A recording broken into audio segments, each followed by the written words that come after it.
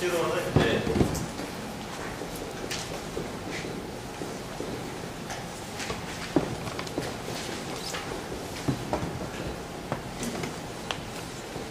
탄소를 잘해야지 폼이 나는데 탄소를 올라못하니까 아마 잘 아시든 뭐 읽어보신 게 있으신 간에 들어보셨을 거예요. 자유라고 해놓고 보통 이제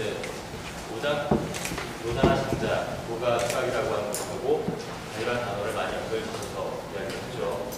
근데 이 자유랑 이쪽에서 이야기하는 거랑 상당히 다릅니다.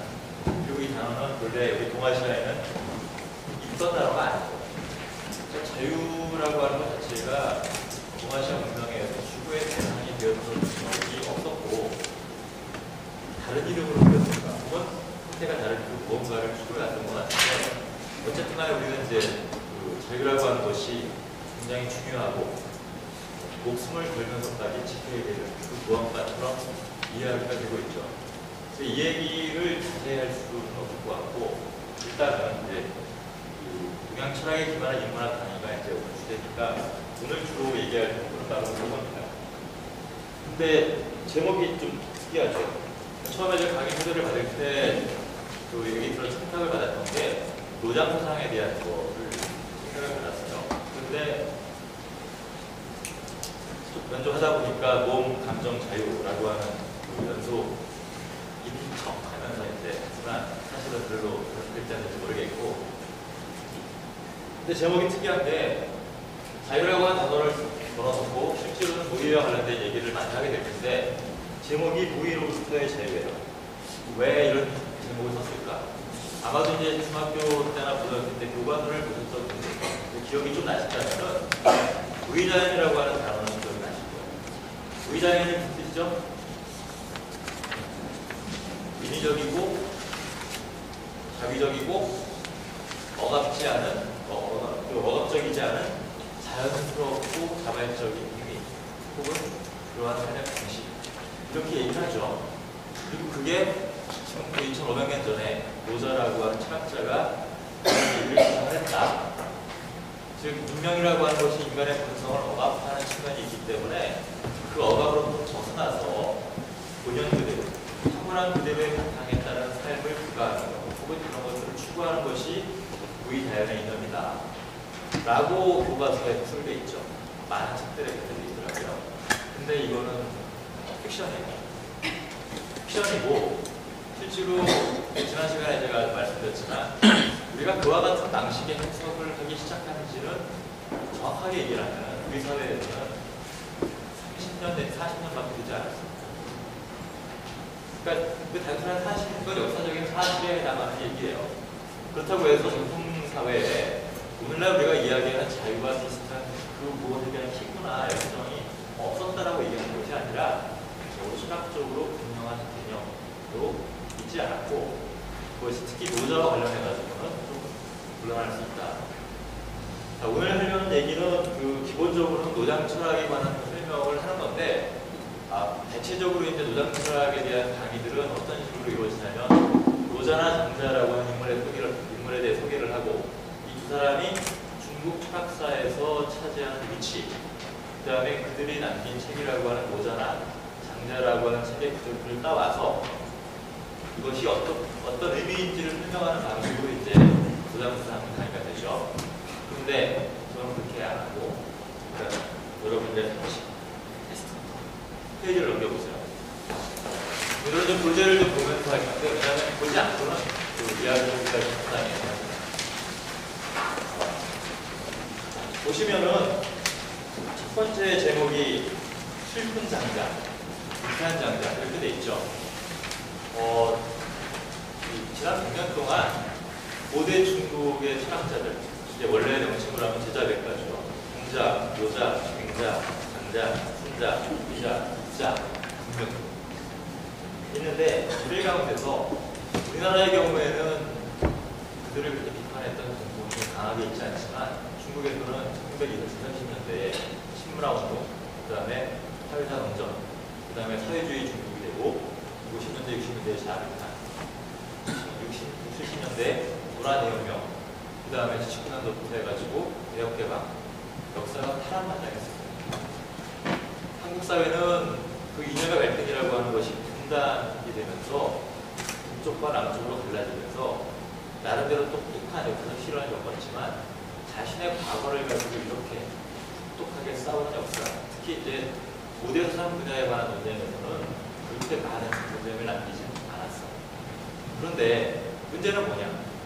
그 공백기를 거치게 되면서 80년대 후반부터 자연스럽게 전통사상이라고 하는 것이 굉장히 긍정적이고 값어치 있는 것, 오늘날 되살려서 이어야 되는 그 무엇으로만 자연스럽게 넘어가 버렸습니다. 그러니까 반성의 여과를 거치지 않나. 그러다 보니까 사실 우리들의 삶하고 그다지 만날 수 있는 부분이 많은 것도 아닌데도 불구하고 일단 모자 당겨 나오면 좋은 거, 공자 명제 나오는 건 귀찮긴 하지만 반드시 지켜야 되고 이어야 되는 그 무언가 하는 방식으로 이야기한다는 거죠. 근데 제가 왜 이야기를 먼저 하냐면 최근에 이제 학계에서 이야기하는 논리의 수준하고 일반 독자들에게까지 읽을 수 있도록 쓰여져서 나간 책들의 격차가 굉장히 심합니다. 그러니까 지난 2, 3년 동안 한국 사회에서의 그 연구의 심도라든가 꼭 넓이 깊이, 그다음에 번역의 질 같은 것들이 굉장히 많이 좋아졌기 때문에 그런데 한번 이런 질문을 한번 던져보고 싶어요. 여기 계신 분 가운데서 그 중자나 노자나 맹자, 장자 이런 사람들에 대해서 관심이 있으신가요? 이 가게 외워졌어요. 위에서 들으라고 하니까 일부는 자발적으로. 첫 시간부터 이제 그런 얘기를 제가 많이 했었는데 오늘날 우리가 읽는 책, 특히 논어와 같은 책은 사회 전형인들 대부분이 10분 가운데 7, 8분이 꼭 이 책을 읽어요. 이 속에 인생의 깊이가 있고 뭐가 있고 그러면 대단히 깊게 평가를 하는데 제가 읽으면서 그런 방식의 느낌을 받아본 적이 없다. 내가 없다면 다른 사람들도 없겠지 라는 전제에서 공부를 해봤습니다. 그러다 보니까 다르게 그냥 이야기를 많이 하게 된 것 같은데 장자 같은 경우는 좀 달라요. 장자 같은 경우는 유일하게 선진 제자백과 가운데서 오늘날 새롭게 사유될 수 있는 부분이 대단히 많아요. 그런데 이제 새롭게 사유된다라고 하는 것이 보통 이제 서구의 인문학이라든가 이런 것들을 봐도 굉장히 중요한 것 중에 하나가 요즘 우리 사회에서는 이거에 관한 주구가 대단히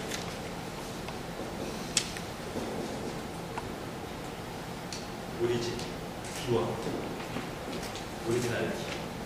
본래 실제로 공자가 그 당시에 제자들과 대화를 나눴을 때 그 의미가 무엇이었을까? 그 원래 의미가 무엇이었을까를 추구하는 학문적 노력이 대단히 많이 강조가 되고 있습니다. 그런데 물론 학자들 사이에서는 고전학에서는 그것이 없이는 그 이후의 학문이 불가능하기 때문에 그건 당연하게 존중받아야 될 자세입니다. 그런데 저는 한 가지 문제 삼고 싶은 게 뭐냐면 예를 들면 영국이나 프랑스나 독일이나 미국 같은 경우에는 서양 철학사를 쓰면서 소크라테스나 플라톤, 아리스토텔레스가 썼던 히라버 원전이 본래 무슨 의미일까를 심도 있게 연구하는 것이 대단히 의미가 있을 수가 있습니다. 왜냐하면 미국 같은 경우는 역사가 몇 명이 안 됐죠. 그런데 그 사람들이 쓰는 철학사 같은 경우는 특히 고대부터 해가지고 쫙 굉장히 많이 책을 씁니다. 왜 그럴까? 더군다나 이 그리스 로마 신화를 체계적으로 하나의 개성으로 쫙 정리를 해가지고 나온 책도 토마스 불킨치라는 미국 사람입니다. 왜 이 학자들이 그런 방식의 책들을 썼을까? 저는 항상 그게 쪽팔린 것을 보완하기 위한 노력이라고 들어요. 그러니까 자기네 역사가 메이플라워부터 출발한다라고 쓰면은 쓸 얘기가 없잖아요. 그러니까는 할아버지 얘기까지 좀 쓰다가 말면은 쓸 얘기가 없어요. 그럼 재미가 없잖아요. 그 재미를 그리고 자신이 갖고 있다라고 하는 것, 자신들에게 정신적 자원이라고 하는 것이 풍부하다라고 하는 자부심을 줄 수 있는 재산이 없기 때문에 그런 것들을 누리기 위해서 도전하게 불문을 하고 물론 다 그렇게 말할 수는 없겠지만 그런 측면들이 있을 것 같아요. 그러니까 영국 같은 경우는 로마의 식민지였었죠. 그러니까 로마 시대의 생각 같은 것들이 아직 그대로 있고 그 유적 밑에 가서 로마 문명, 그 다음에 그 앞전에 그리스 문화들을 연구를 하면서 여기 산다라고 하는 것은 그러니까 서구 문명의 뿌리는 그리스 로마 문명 한 방식이 우리가 이해를 하고 있지 않습니까? 그런데 거꾸로 도대체 영국하고 그리스 로마하고 무슨 관계가 있는 거죠? 우리는 그렇게 알고 있습니다. 근데 그들은 자꾸 그쪽하고 연결이 된다라고 하는 것들을 많이 이야기한다라고 하신지 아닌지 제가 정확히는 게 아닙니다. 어쨌든 우리는 서구의 역사를 배울 때 그렇게 배웠습니다. 그런데 80년대에 도올 김영우 선생님이 들어오면서 귀국을 하면서 공자라고 하는 사람을 부를 때 공자라고 부르지 말고 펑쥐라고 중국어 발음으로 불러야 됩니다. 이게 센세이션을 했는데 왜? 그는 한국인이 아니라 엄밀하게 중국 역사 속에 등장하는 중국 고대사의 일부고 따라서 중국인 가운데 한 사람이다. 저는 이제 그 주장에 동의하지 않지만 어쨌든 간에 그런 객관화라고 하는 시도가 처음으로서 일어나기 시작했습니다. 그런데 오늘날 한국 사회의 일부는 중국하고도 우리가 얼마나 다른가, 일본하고 얼마나 다른가, 베트남하고는 미안하지만 비교도 별로 하지 않죠. 같은 동아시아에 속해 있는데 그런데 희한하게 공자에 대한 정서는 그런 정서와는 달라요. 공자는 우리 것처럼 이야기하고자 하는 공자입니다. 근데 역사라든가 사상을 연구할 때는 그런 자세가 많은데 실제로 살아가면서 제가 강의를 나가거나 뭐 철학을 전공하지 않은 분들하고 이야기를 하다 보면은 일단 관심이 없다.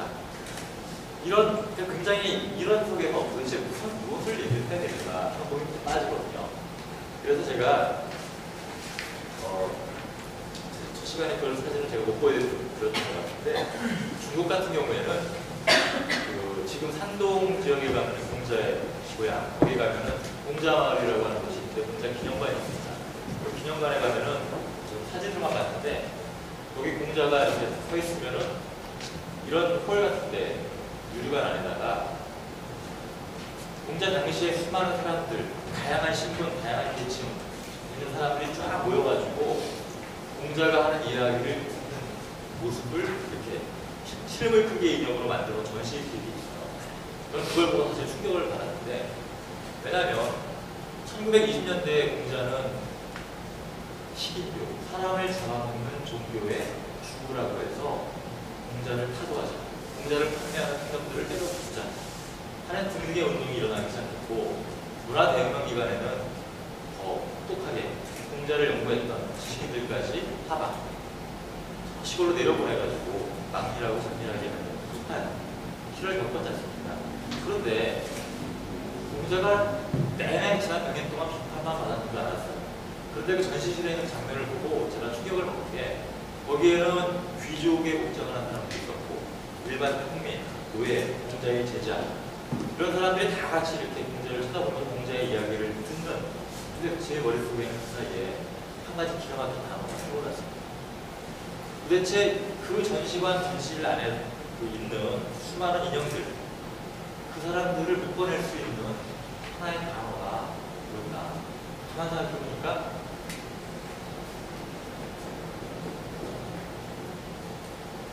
무슨 글자죠? 이 한자도 모르세요? 사람 인자의 인자 피플의 번역으로 쓰다 보니까 인민, 중화인민공화국이라고 하지 않습니까? 그러니까 거기 있는 사람들을 지칭할 수 있는 것은 인민이에요. 그러니까 오늘날 공자라고 하는 사람의 위격은 지난 100년 동안의 통화를 겪으면서 중국 전체를 대표하는, 물론 이제 국가적인 인력이 사실도 많이 있지만 그런 것들을 만들어냈구나. 저는 한국 사회를 비교하면서 오늘날 공자는 현재 한국인들에게 공자는 어떤 의미인가? 이게 대단히 저한테는 커다란 궁금증이었어요. 그게 이제 지난 10년 동안 공부를 하는 네, 저희 목표가 언제 하나 있는데 소리 길어지니까 물론 들어가죠. 그런데 이 제자백과 사상가들 가운데서 대부분이 비판을 다 받았는데 거의 비판을 받지 않았던 사람처럼 이야기되는 사람이 장자예요. 그래서 오늘 모자를 얘기하는 게 아니라 장자를 주로 얘기를 하게 됐는데 그런데 한국 사회에서 장자하면 떠올려지는 이미지하고 중국에서 떠올려지는 이미지는 굉장히 다릅니다. 오늘 여러분들은 먼저 그걸 확인하시게 될 테고 마찬가지로 고대 중국에서 실제로 실존임을 장자에 관한 사정은 정확하게 적혀져 있지 않은데 장자라고 하는 책 속에 들어있는 장자에 관한 기록과 나중에 한나라 때 역사 사기 속에 들어있는 장자의 모습하고 보면은 이야기가 요만큼 시작했다가 좀 풀려가지고 특정된 판본이 나오게 되는 과정이 그대로 드러납니다.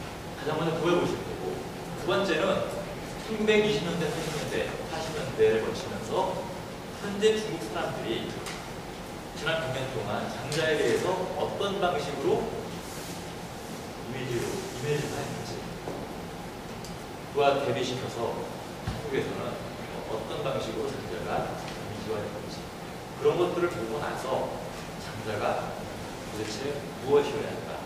그런데 왜 여기다 무의라고 자유를 붙였냐면, 도가 수상하면 기본적으로 무의가 가장 일차적인 개념이고, 그리고 이 단어와 가장 많이 연결되어서 논의되는 현대적인 용어가 자유이기 때문에 그렇습니다.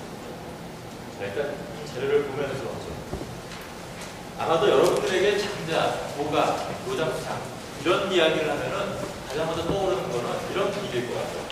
제가 시안편을 갖고 왔는데, 이거는 매월당 김치들이라고 초기의 인물이죠. 생육신 가운데 한 사람이기도 하고요. 이 사람이 평생 여수를 못하고, 매월당의 누군지 아시죠? 매월당은 어렸을 때 천재라는 소리를 썼던 사람이고, 그게 하도 신기해가지고 세종대왕이 직접 불렀죠. 해서 이렇게 시험을 해보니까 굉장히 지혜로워가지고 맨 마지막에 시험을 합니다. 커다란 비단 피를 이 꼬마 5살인가 5살 때인가 그랬는데 피를 줘요. 이걸 어떻게 들고 가는가? 근데 꼬마가 그 무거운 비단 피를 들고 갈 수가 없거든요. 근데 김치습이 이 비단 피를 두루마리로 말지 않습니까?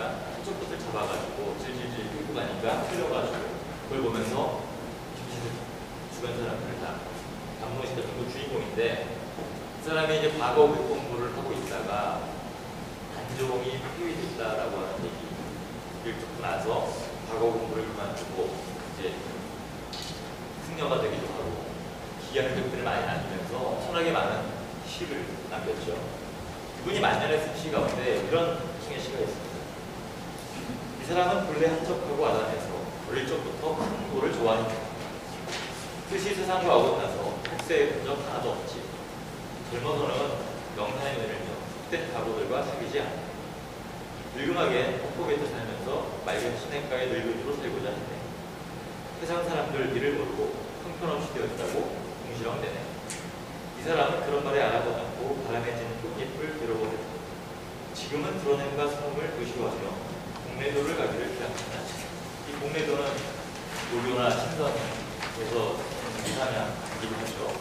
이런 식으로 현실적인 혹은 정치적인 삶을 떠나서 인간 본연의 어떤 자유롭고 구애받지 않는 삶, 그런 삶을 추구했던 사람들의 이야기 혹은 그들의 이상, 그리고 그들의 행적을 떠받쳤던 어떤 철학적인 이데올로기나 바탕이 노장수상이거나 노가라고 생각하기가 쉬워요.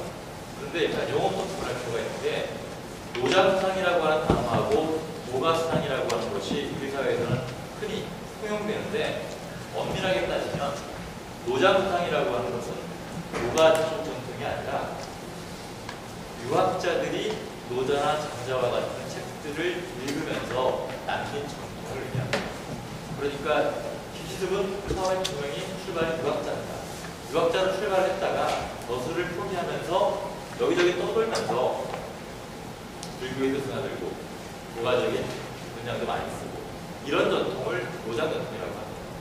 그리고 도가 철학이라고 하는 것은 오늘날 흔히는 노자와 장자라고 하는 책에 들어있는 사상을 철학적으로 재해석하는 이것을 기본적으로 의미하는 것이 그냥 1차적이에요. 근데 우리는 일상적으로 이게 섞여있기 때문에. 그런데 그 다음 페이지를 넘겨보시죠. 왜 도가나 노장 이런 것들에 관한 이야기를 하기가 힘든가를 뭐 관심이 있으시도 없으시던 간에 여러분들이 혹시 도가 혹은 노장 하면은 조금이나마 떠오르는 단어가 있다면 거기 박스가 써 있죠. 그 박스에 제가 많은 단어들을 적어놨어요. 여러분들이 딱 보시기에 3개나 5개 정도 장자하면 가장 먼저 떠오르는 어떤 것이다 라고 한번 찍어보세요. 두어 분 정도만 시켜볼까요? 김혜준 선생님은 딱 보면 어떤 게 떠오르시나요?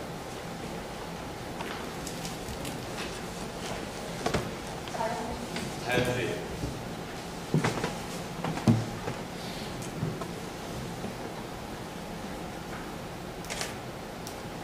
별로 도장에 관심 없었구나.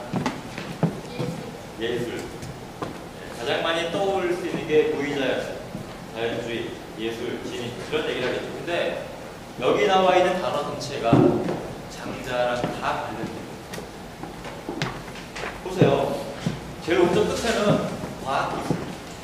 과학기술을 반대했다라고 얘기하면서 한편으로는 도가 철학으로부터 중국의 과학기술이 발전될 수 있는 자연을 객관적 대상으로 놓고 관찰하는 입장이 노자나 장자로부터 비롯되었다라고 하는 평가도 있습니다. 또 맨 오른쪽에는 도장 철학을 보수반동이라고 얘기하는 사람도 있고 반문명론자였다라고 얘기하는 사람들만 있는 것이 아니라 교활한 철학이다. 교회의 소유주 계급의 철학이다. 또 유물론이다. 또 페미니즘이다.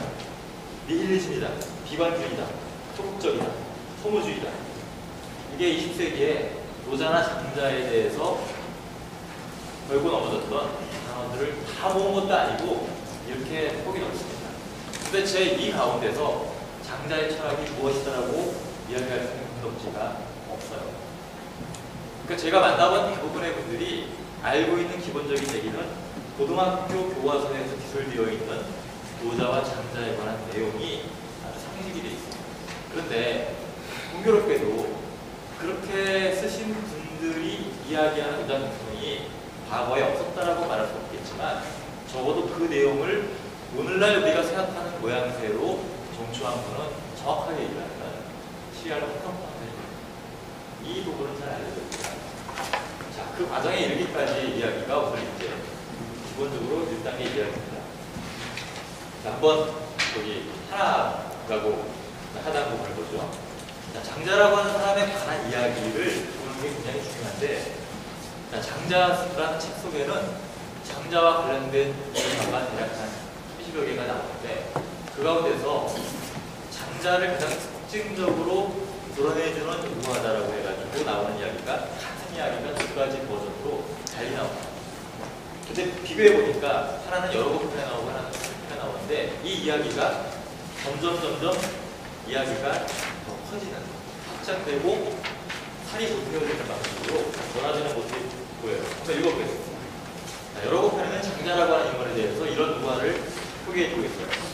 어떤 왕후, 거기서 후이라고 하는 것은 누구, 후라는 뜻이에요. 후.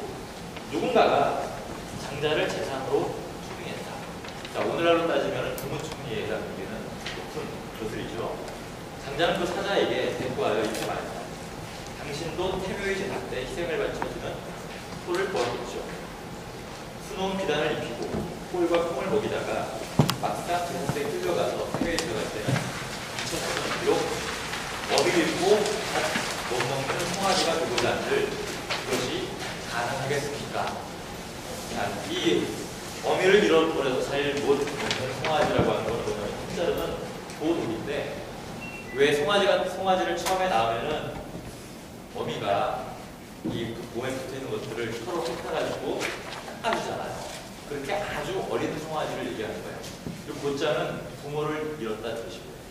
그러니까 부모를 제대로 만나지 못했기 때문에 부모가 제대로 먹을 수가 없고 따라서 삐쩍 마르거나 공을 죽거나 해서 제사에 쓰이는 성성하고 살찐 소로 자라지 않았을 것 아니냐. 그러니까 대죽음 당하지 않았을 거다라는 뜻입니다. 자, 여기서는 기본적으로 얘기가 간단해요. 누군가가 초빙을 했는데 장자가 그냥 거부했다 하면서 그 정도 얘기밖에 안 돼요. 자, 그런데 이 같은 이야기가 추수편으로 넘어가면 이렇게 바뀌어요. 자, 추수편의 장자를 한번 읽어보죠. 장자가 복수에서 납치를 하고 있었는데 초나라 왕이 두 사람의 대부를 사자로 먼저 보내 이렇게 말하게 하였다. 우리나라의 모든 일을 후사에게 맡기고자 합니다. 장자는 낚싯대를 긴 채 돌아보지 않고 말했다. 나는 듣건대 초나라에는 죽은 지 이미 3000년이나 된 신기가 있는데 왕은 이것을 상자에 놓고 비단으로 쌓아서 어쩌고저쩌고 하고 나서 이제 거북이로 바뀝니다. 그러면서 이렇게 얘기를 합니다. 이 송아지가, 이 거북이가 죽어서 그 뼈가 성스러운 곳에 안치되는 후사를 누리길 바랐겠냐, 아니면 차라리 살아서 지금쯤을 직분을 그렇게 사는 삶을 바랐겠냐 하면서 이야기가, 나도 거북이처럼 진흙 속에서 뒹굴면서 살아남겠다 하는 식의 이야기까지만 나옵니다. 자, 앞에 거랑 비교를 해보죠. 앞에서는 누군가라고 되어 있는데 여기서는 복수에서 낚시를 하는 상황이라고 바뀌어요. 자, 그런데 이 낚시를 한다라고 하는 것은 중국에서는 고대의 부사 가운데서 주나라 문왕이 태국만을 얻을 때의 보상입니다. 가만히 낚시를 하고 있을 때 이 노인네가 바늘 끝이 꼬부라진 것이 아니라 길쭉한 걸 가지고 이렇게 잡고 있는 거예요. 낚시를 하고 있는 거예요. 그때 문왕이 지나가다가 그 노인네랑 이야기를 하게 되죠. 그러니까 이 사람이 대단한 인물인 거예요.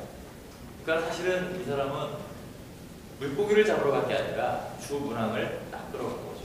그러니까 거슬려 나아가는 그들 나름대로 하나의 방식이 있는데, 여기서 낚시라고 하는 사건을 여기다 드리는 것은 바로 그것을 염두에 두고 자연스럽게 연상하길 바라는 거예요.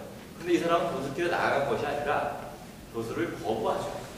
그리고 앞에서는 단순하게 제사의 희생양으로 죽는 것은 그 전에는 잠깐 최고의 대접을 받지만 그건 결국 개죽음 아니냐 하는 정도의 이야기가 없습니다. 그런데 여기서는 그가 어디에서 낚시를 했는지, 또 어느 나라의 왕이 불렀는지 이야기가 보태지고 장자가 대답한 이야기가 훨씬 더 분명하게 서술이 되어 있습니다. 자, 이런 걸 보면은 이거는 단순하게 이야기가 보태지는 것이 아니라 왜 이야기가 그와 같은 방식으로 보태졌는가가 굉장히 중요한 거고, 왜? 그걸 듣는 사람들에게 단순하게 설득력을 높인다, 사실성을 강화한다라고 하는 차원이 아니라 그렇게 보태어지는 차원 속에서 들어가는 이야기가 어떤 의미를 갖고 있는가 하는 점이 대단히 중요합니다. 자, 마지막으로 사마천 장자 열전이라고 하는 속에서 들어있는 것을 읽어보죠. 자, 여기에는 이렇게 서술이 되고 있습니다. 장자는 몽이라고 하는 지방의 사람으로 이름은 주다. 그런 일찍이 몽지방의 칠원, 이 온나무 등산을 말합니다. 칠원이라는 곳에서 도수라치노를 했고 양해왕, 제선왕과 같은 시대의 사람이다. 그러니까 이건 무슨 얘기냐면, 왜 양해왕, 제선왕을 이야기하냐면 당시에 전국시대의 가장 유명한 왕이 바로 그 사람들이었거든요. 그러니까 왕의 이름을 써준다라고 하는 것, 그 시대와 동시대라고 하는 것은 이 사람이 어떤 시대를 살았는가를 분명하게 서술해주는 것입니다. 그런 학문이 넓어서 통하지 않은 것이 없었는데 그 학문의 원칙은 노자의 말에서 시작해서 노자의 학설로 돌아갔다. 뭐 이런 등등의 이야기를 하다가 그 다음 페이지를 넘기시죠.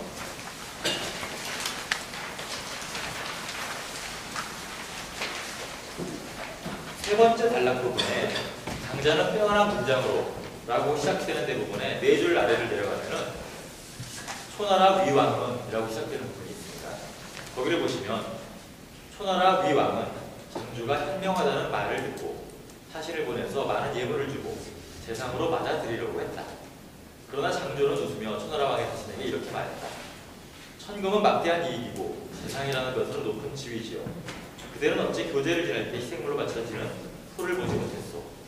이렇게 저렇게 얘기를 하다가 꼭 세 줄 아래에 나는 차라리 라고 하는 거절하는 문제죠. 나는 차라리 더러운 시궁창에서 놀며 스스로 즐길지언정 나라를 가진 제후들에게 얼매이지는 않을 것이오. 죽을 때까지 벗어나지 않고 내 마음대로 즐겁게 살고 싶소 라고 얘기했습니다. 이게 이야기의 답니다. 자, 그런데 이게 왜 얼마큼 중요하냐면 장자라고 하는 텍스트 전체를 83편으로 되어 있습니다. 그리고 여기에는 오늘 학자들의 연구에 의하면 서로 성격을 달리하는 5개 정도의 목소리가 들어있다고 얘기를 해요. 그러니까 정치에 대해서 거부하는 목소리만 들어있는 것이 아니라 천하를 통치하기 위해서는 어떤 방식의 원칙을 따라야 되는가에 관한 정치적인 프로그램을 제시하는 편까지 있어요. 전혀 상반된 내용들이 하나의 텍스트 안에 공존을 하고 있습니다. 자, 그런데 우리가 알고 있는 장자의 철학이라고 하는 것의 판을 결정하는, 즉 장자라고 하는 책의 다양한 목소리들 가운데서 어느 것이 진정한 장자의 목소리다라고 하는 판단은 어떤 편부터 의미에 따라 되게 달라질 수가 있는데, 적어도 우리 시대가 선택한 장자에 관한 목소리는 이 사만천 장자 열전에 나오는 이 고사를 읽은 다음으로 장자를 들여다봤을 때만 나오는 해설이에요. 그는 인위적인 것 반대했고, 억압적인 것 반대했고, 월매이는 것 반대했고, 정신적인 자유를 추구했고, 뭐 등등의 이야기를 우리가 알고 있습니다. 그러니까 저는 지금 거꾸로 얘기를 하는 겁니다. 장자는 그러한 사상가다라고 말하는 것이 아니라, 도대체 그가 무언가로부터 벗어난다라고 했을 때 그가 벗어나고자 했던 그것이 오늘날 우리가 절대적 자유라고 얘기를 하는데, 가만히 한번 생각해 보세요. 서구 유럽 사회에서조차도 이 자유라고 하는 것이 일반적으로 우리가 쓰는 그런 자유, 일반적인 개념, 권리로서의 자유 개념은 적어도 계몽 시대 이후로 넘어갑니다. 그 이전에 중세에는 자유는 귀족들의 특권에 해당되는 거였어요. 그런데 어떻게 고대 중국의 신분제 사회에서 장자가 자유라고 하는 것을 추구했다라고 하는 서술이 우리 교과서에 기재가 될 수가 있을까? 비록 그것이 정치적, 사회적 자유는 아닐지언정 거기다가 이런 식의 표현을 붙인단 말이죠. 정신적 자유 혹은 절대적 자유. 도대체 이런 단어가 우리 교과서에 왜 실려 있게 될까? 이 말이 실제로 장자가 주장했다라고 받아들이기 전에 왜 이런 이야기를 우리 했을까를 우리가 다시 한번 돌아보는 과정이 필요할 것 같습니다. 자, 조금 첫 번째는 이제 여태까지 이야기는 재미없으시죠? 오자마자 처음 들어왔는데 그런데 어쩔 수가 없는 부분이, 다른 분들은 이제 몇 분, 두 분들 소수지만 2강, 2강에 관한 이야기를 듣고 수강을 하는데, 비록 많은 분이 오셨다고 하더라도 빼고 진도를 끌리는 부분이 있기 때문에, 그래서 또 여러분들이 양해해 주시고, 어쨌든 간에 장자에 대해서 처음 듣는 생소한 얘기가 많을 테고, 다 듣고 나서도 오늘 무슨 얘기 들었지? 하면서 나가시게 될 거예요. 하지만 자료가 남아있으니까. 그리고 장자에 대해서 이와 같은 방식으로 이야기하는, 그러니까 여러분들이 있긴 하지만 저 나름대로 상당히 독특한 이야기가 많이 들어가 있으니까 나중에 혹시나 장자에 관한 이야기가 떠오를 상황이 된다면 끝에 가면 이제 여러분들 다시 가시죠. 자, 우리가 흔히 알고 있는 노장 철학이라고 하는 것은 장자에서 보여주는 것처럼 거스를 준다고 해도 마다했다. 자, 그러면 이런 것들, 이런 이야기가 나오면은 스스로 한번 물어보세요. 만약에 청와대에서 총리를 시키겠다라고 전화가 왔습니다. 그건 너무 높다. 좀 관심 바뀌니까 이 국립단의 단장으로 임명하겠다라고 이야기인들 연락이 왔어요. 어떻게 하시겠어요?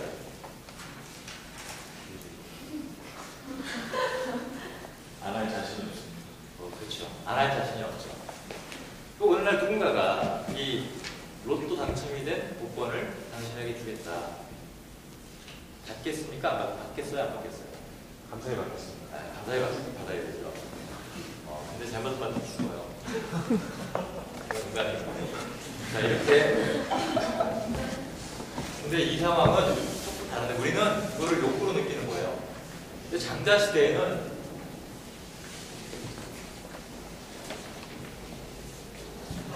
무슨 뜻이죠?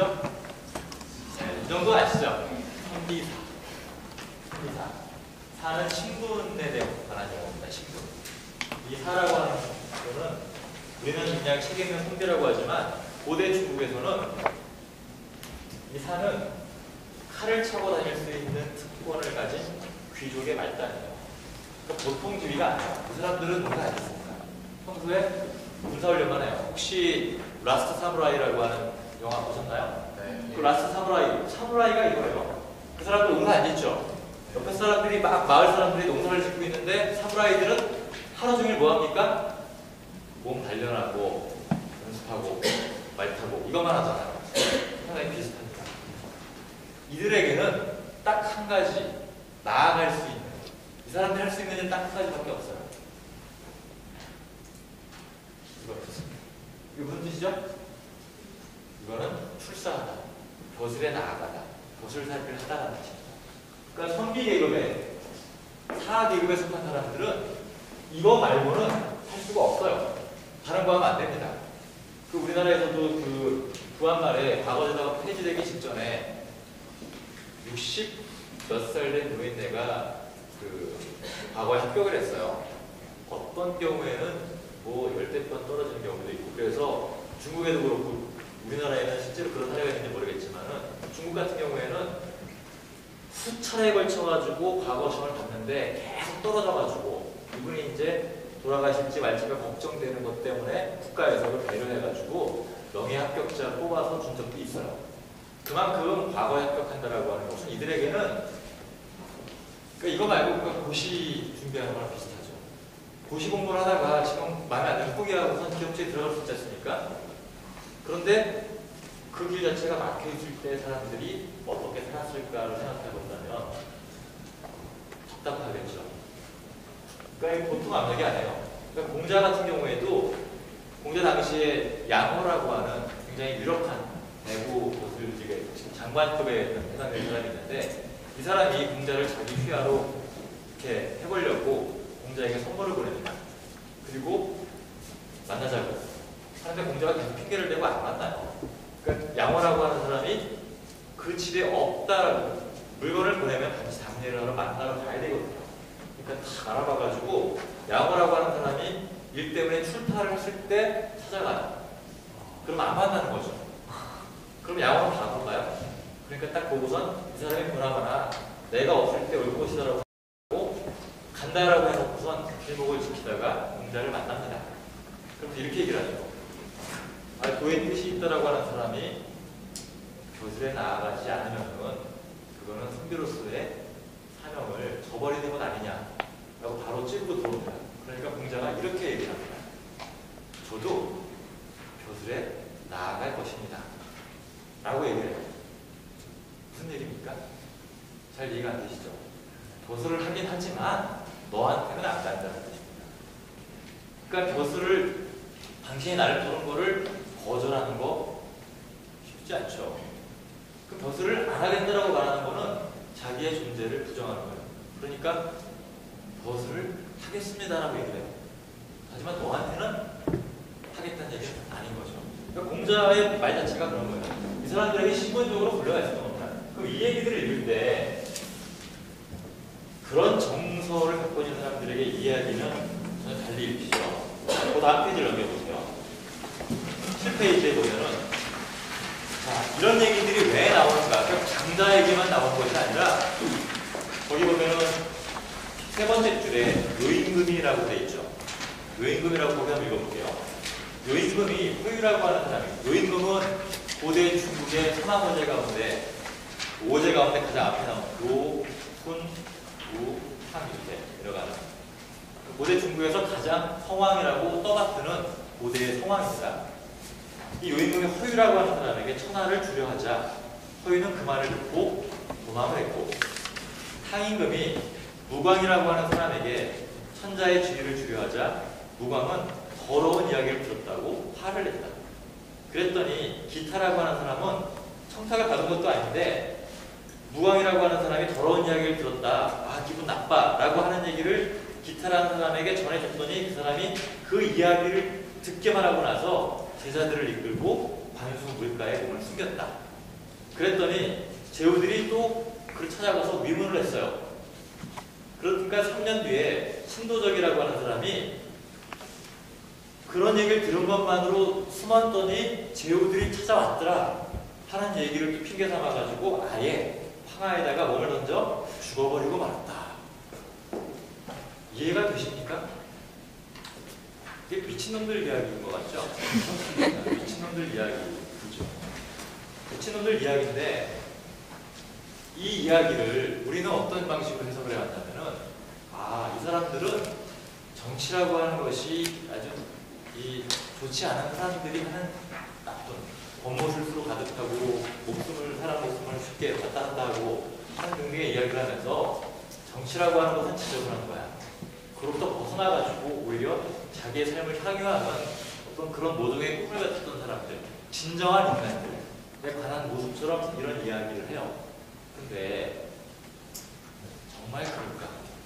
정말 그럴까? 이 사람들에 관한 이렇게 과장된 행동을 하는 이 사람들의 행동 속에는 분명히 우리가 알 수 없는 다른 이야기들이 많이 들어가 있습니다. 자, 좀 제가 대통령의 올해 대선이 있죠. 제가 대통령의 당선이 되었다. 대통령 잘할 것 같습니까? 네? 잘할 것 같아요? 기본적으로 일단 분위기가 싸해지잖아요. 아니 왜 철학 나부랭이 공부한 사람이 대통령? 그럼 안철수 씨가 잘할 것 같아요?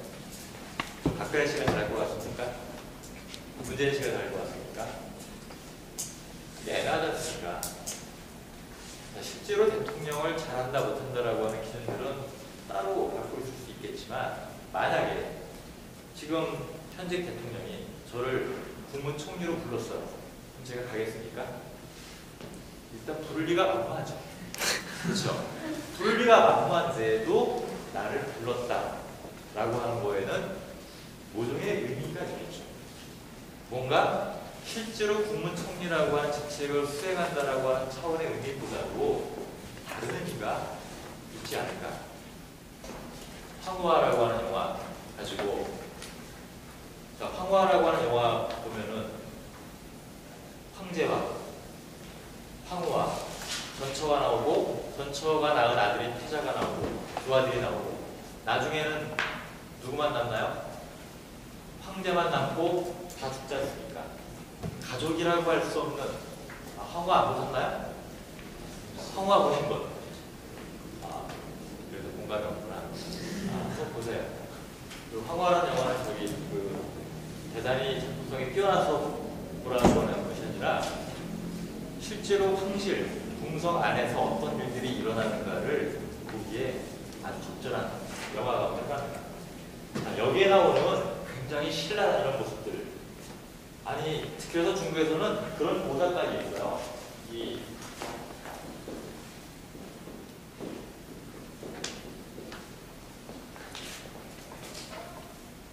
허유, 모방, 이 사람들과 관련되는 얘기인데 시술책자죠. 귀자죠. 허유가 외국에 불렀어요. 그랬더니만 안 간다 그랬죠. 그리고 나서 모방이라는 사람한테 가가지고 야, 요임금이 나한테 황제를 준대. 그래서 내가 안 간다 그랬어. 그랬더니 모방이라는 사람이 뭐라 그랬냐면 바로 황함을 지나갈 때 거기다가 귀를 씻으면서 에이 못 들을 얘기 들었다 하면서 화를 냈다는 얘기가 이 얘기거든요. 이 사람들이 왜 이런 오버하는 이야기를 했을까? 이 속에는 아까 얘기했던 이게 아니에요. 자, 이거랑 보면은 비슷한 비유가 될 수 있을 것 같아요. 혹시 주유소 습격 사건을 보셨나요? 네. 주유소 습격 사건 가운데서 머리를 하얗게 물들이고 나온 게 누구였죠? 유지태 씨. 유지태 씨가 거기서 극중에서 왜 집에서 가출을 한 사람으로 나오죠? 네, 본인은 예술을 하고 싶어 하는데 아버지는 본인의 일을 이어라.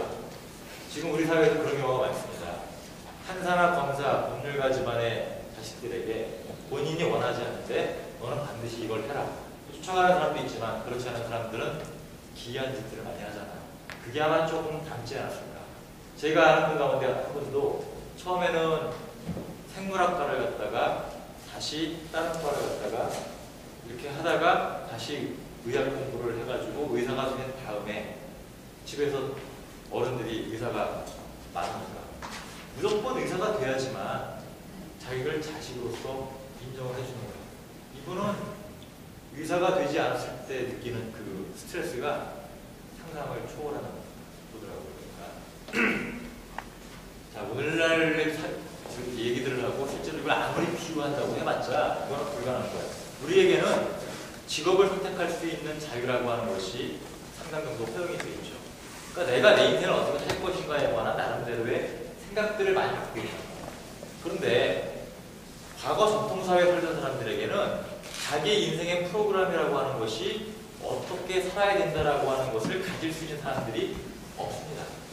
그리고 태어나서 전쟁이 일어나거나 기근이 들거나 하는 이유 때문에 자기 고향 마을을 떠나가는 상황이 아니라면은 평생 거기서 살다가 그 주변 몇몇 사람들하고만 교류를 하다가 거기서 죽는 거예요.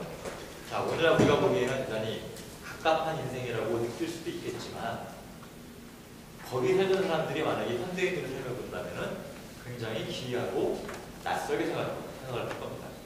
그러니까 사실 우리가 노자나 장자와 같은 책들을 고전이라고 해놓고 나서 마치 오늘날의 생각으로 자연스럽게 읽고 있지만 사실은 그 속에 들어있는 이야기들은 우리가 읽을 수 있는 것은 10%의 문자와 관련된 번역뿐이라면 그 배경에 있는 90%는 사실 우리가 알 수 없는 이야기들로 훨씬 가득 찰 겁니다. 단적으로 1900년대 초반에 남대문 시장의 사람들하고 현재 한국에서 남대문 시장에서 상업을 하시는 분들하고 만났을 때 이 두 분이 대화를 하면은 말이 통한다. 우리는 역사 사극 드라마를 통해서 그걸 보고 있기 때문에 말이 통할 것처럼 생각을 하기 쉬운데 가만히 생각해보면은 현대 한국어하고 19세기 말 20세기 초반의 한국어하고는 비슷하면서도 되게 많이 다릅니다. 더군다나 우리가 쓰고 있는 단어들 90%가 그 이후에 일본을 통해서 들어온 단어, 영어를 번역한 단어들이기 때문에 아마도 단어가 통하지 않기 때문에 대화가 불가능할 겁니다. 이런 조금만 생각해보면 단순하게 100년 전하고도 통하지 않는데 2500년 전에 그가 우리들에게 어떤 의미가 있을 것이다라고 우리는 자연스럽게 전제를 해놓고서 공부를 한다는 거죠. 오늘 그래가지고 재미가 조금 없죠. 시간이 5분만 쉬었다 할까 죄송한데. 네, 해도 되겠습니까?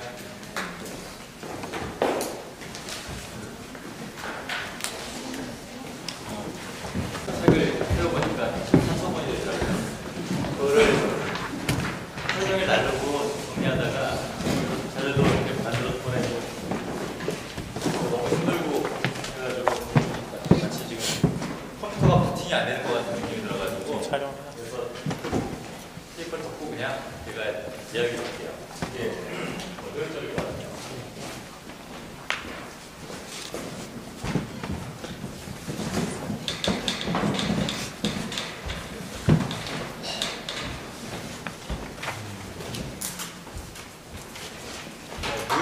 무의란 말이 오늘의 핵심 주제니까 무의에 관한 얘기부터 다시 시작을 하도록 하고요.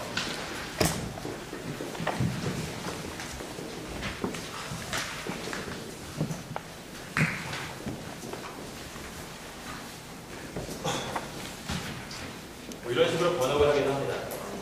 한자로는 보면은 없을 문자에다가 할로 있자. 그러니까 그대로 풀면은 그냥 하는 게 없다라는 뜻이에요. 근데 이때 이거를 해석을 할 때 이것은 인간의 행위를 가리키는 거고 인위, 자귀 따라서 인위적이고 자귀적인 어떤 행동을 하는 것을 없이 하는 것 혹은 그런 삶 이런 식으로 우리가 배웠습니다. 그런데 이거는 가만히 한번 생각을 해보세요. 하는 일이 없이 살 수가 있다. 하는 일 없이 살 수가 있다. 밥 먹어야 되죠. 숨 쉬어야 되죠. 그리고 농사를 지어야 되죠. 가만히 생각해보면은 우리가 뭔가를 하지 않으면 할 수가 없어요. 그러니까는 도대체 그러면서 자연스러운 행위라고 하죠. 이런 것 없는 자연스러운 행위.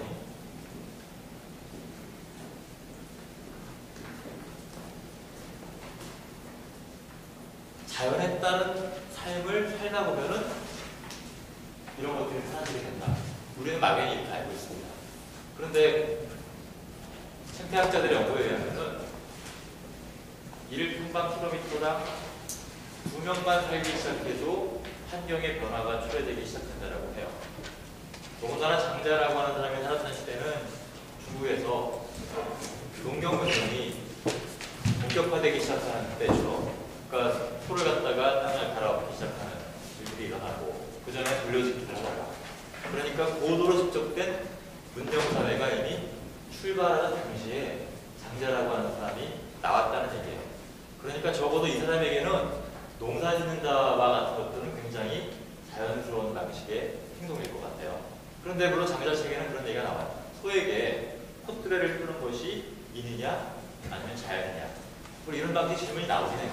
근데 우리는 그걸 그대로 갖다가 오늘날 우리가 생각하는 인위와 자기를 가지고 그대로 대입을 해서 해석을 하는 데 과연 그것이 타당할까?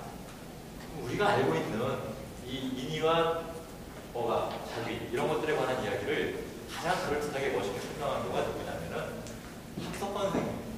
함석헌 선생님이 뭐라고 설명을 하냐면 이런 예화를 모자를 가지고 강의를 오랫동안 강의하셨거든요. 자, 1953년도에 6.25 내전, 한국 내전이 종전을 했습니다. 종전이 아니죠. 휴전했어요. 이미 30년대 후반부터 40년대 초반까지 일제시대에 산속의 나무들 다 베어다가 다 했기 때문에 민둥산이 되어버렸죠.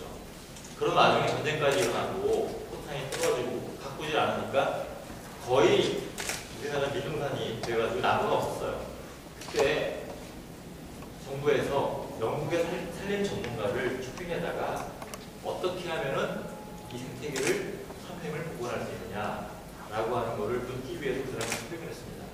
이 사람이 이 성남비행자니까 그 공항에 내려가지고 차를 타고 가면서 둘러보고 포항 쪽인가 거기 비행장까지 가다가 오면서 떠나가기 전에 기자회견을 했습니다. 그리고 딱 한마디를 던졌어요.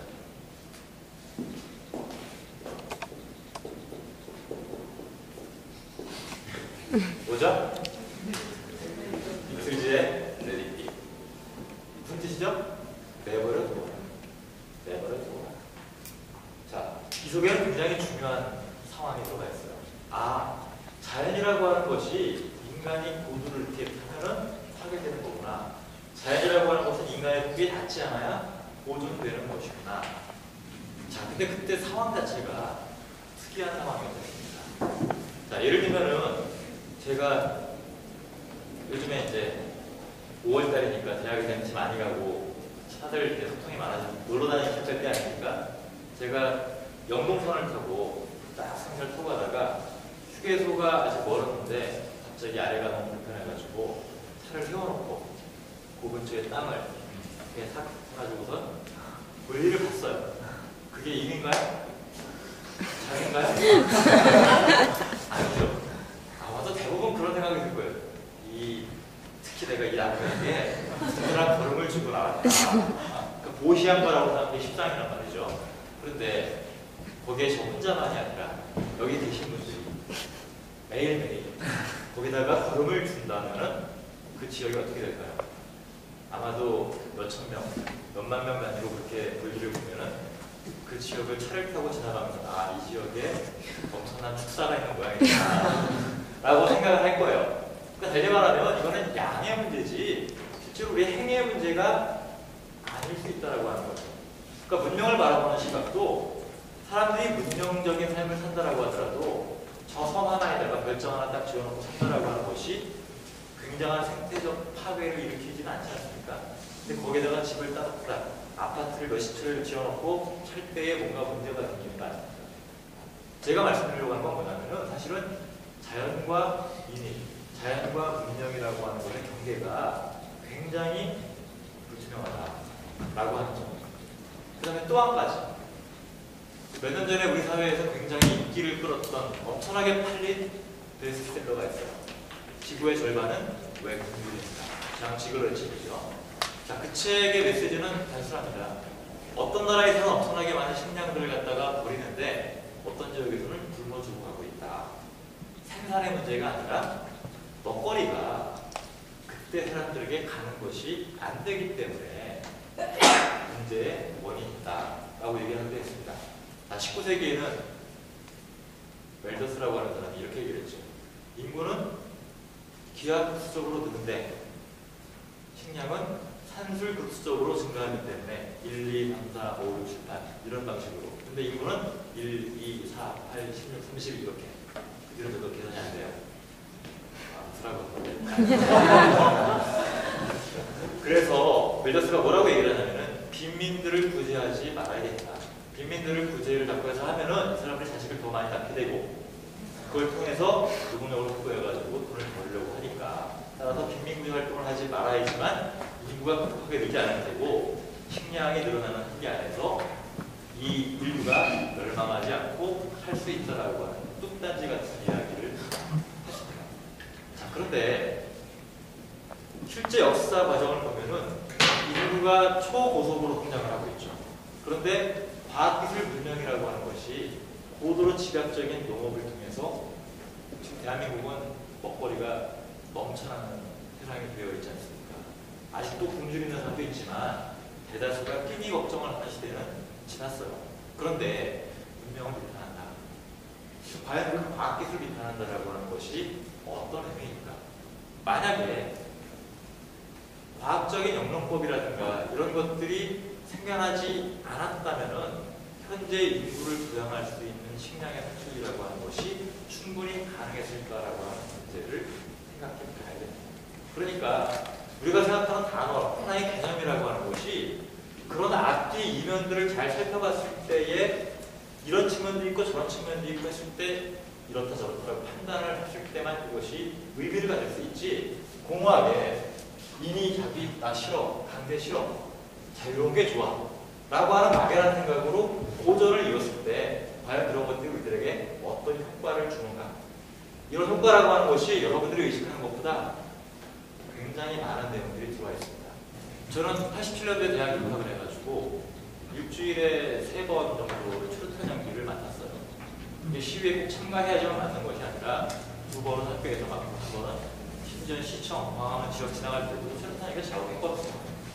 심지어 학교 운동장, 땅으로 되어 있는 데는 지나가다가 치고 괴롭히려면은 발로 이렇게 쭉 타고 긁으면 최루탄 연기가 올라와가지고 눈을 못 뜨는 정도였었고 하도 크게 많아가지고. 그러니까 저에게는 자유라고 하는 게 최루탄 냄새가 지워지기 시작하면서부터 조금씩 느껴지기 시작했어요. 그걸 우리가 이제 정치적 민주화라고 얘기하는 거죠.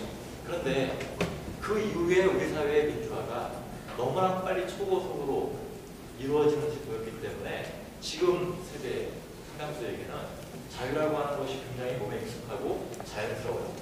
하지만 저 같은 386에게는 자유라고 하는 단어를 심지어 어떤 경우가 있었냐면요. 대학교 1학년 때 87년도에 불신검문이라고 하는 건 수시로 이루어질 때거든요. 그때 제가 책가방 속에다가 막스 책을 갖고 있었어요. 막스 책을 갖고 이렇게 지나가다가 갑자기 오더라고요. 전경이 오더라고요. 보세요. 그래가지고 보더니 막스 아니야. 그게 막스 책이 막스 책인데 칼 마르크스가 아니라 사회학자 막스 베거 책이었거든요. 근데 그 전경이 막스 베거하고 칼 마르크스하고 구분을 못하고 그냥 막스라고 되어 있으니까 그래서 갔다가 이런 경우도 있을 정도. 그러니까 이게 딱 20년 전에 일이거든요.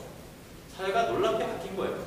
그런데 그럼 그 이전 어떻냐?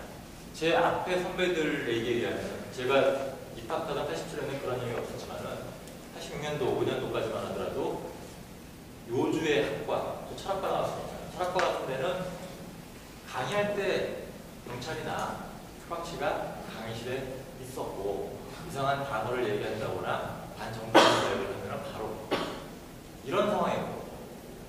그러니까 지금 우리가 이야기하는 자유라 앞에서 이런 방식의 이야기를 했던 분들에게 자유라고 하는 단어는 느낌 자체가 굉장히 달라요. 제가 대학 1학년 때, 2학년 때 그때만 하더라도 문무대하고 전방입수라고 하는 것을 했거든요. 제가 전방입수를 마지막으로 하는 거예요. 근데 학교 때 보긴 했지만 대학에서 병영훈련이 있었다. 근데 어떻게 하다가 학교에서 출발을 하는 것이 저쪽 잠시 어디 쪽으로 모여서 가라고 했는데 그러지 말고 학교에서 모여서 출발을 하자라고 해가지고 몇몇 학생들이 모였고 한 20명 정도가 따라온 거예요. 나머지는 잠시 잠실로 가가지고 잠실로 가버렸고. 근데 저희는 원래 가기로 한 거기로 가지 않고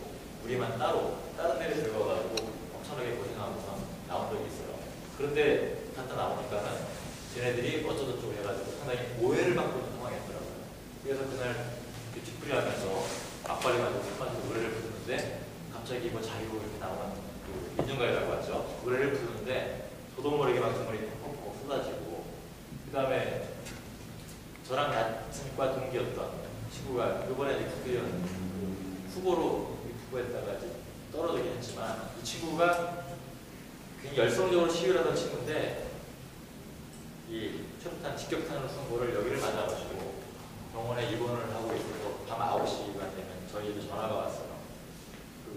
이게 미쳐가지고 한 거라서 사실 걷지만 못할 뿐이지 뭐 나쁜 상황이 아니었거든요. 물론 지금 다들 절긴 하지만 9시만 되면 치킨하고 맥주하고 섞고 일본을 몰아가지고 그 친구랑 뭔가 이렇게 그러니까 자유라고 하는 것이 막연한 게 아니라 굉장히 구체적으로 느꼈던 경험을 갖고 있는 사람들하고 그런 것들이 지나면 자유를 지는 사람들 같아요. 이런 단어에 관한 느낌들도 되게 다를 것 같은데 그러니까 도올 김희옥 선생님이 노자와 21세기 강의를 하면서 비틀즈의 노래를 틀어주고 부르기까지 했지 않습니까? 내버려둬라, 내버려둬라. 그래서 자꾸 국가기관을 감시한다거나 하는 등등의 일들을 하지 말아라. 그런데 그런 방식으로 해서 회자가 되었던 이 자유라고 하는 무의라고 하는 이런 단어들이 80년대를 거치면서 정리되기 시작하면서 무슨 일이 일어나냐면 한국 사회가 초고도 경제 성장을 하면서 어떤 변화가 있었냐면은 70년대까지만 하더라도 전통 사상이라고 하는 것은 버려야 되고 우리가 망국의 서름을 당하게 하고 제국주의 칼날 아래 짓밟히게 된 책임이 유학에게 있었고 조선조 선비들에게 있었고 한문이라고 하는 것을 빙자한 대단히 비효율적인 언어체계 이런 것들에 의해서 있었다라고 하는 생각이 70년대까지 이어졌습니다. 그랬다가 80년대에 국가적으로 민족주의를 흥미시키고 뭐 국통 81 같은 것들을 전단 정권에서 했었거든요. 그러면서 경제적인 자부심 그때는 대학을 졸업하면서 거의 100%가 취업될 때였습니다. 그러니까 뭘 하는가에 상관없이 자발적인 실업자가 그냥 특수한 경우를 제외하면은 취업을 걱정해가지고 하는 사람들이 요즘하고는 거의 비교가 될 정도로 지구에 가깝다라고 말할 수 있는 것입니다. 그러니까 대단히 풍요로운 시대를 지나기 시작한 거죠. 그러면서 사상적으로 어떤 얘기가 돌기 시작했냐면 이제 서양 사람들에게 배울 것들이 과연 있느냐 이제 우리들의 문제는 우리가 풀어가야 되지 않느냐라고 하는 자부심에 찬 언급들이 나오기 시작을 하다가 동양 사상이라고 하는 것에 대한 관심이 높아지기 시작했어요.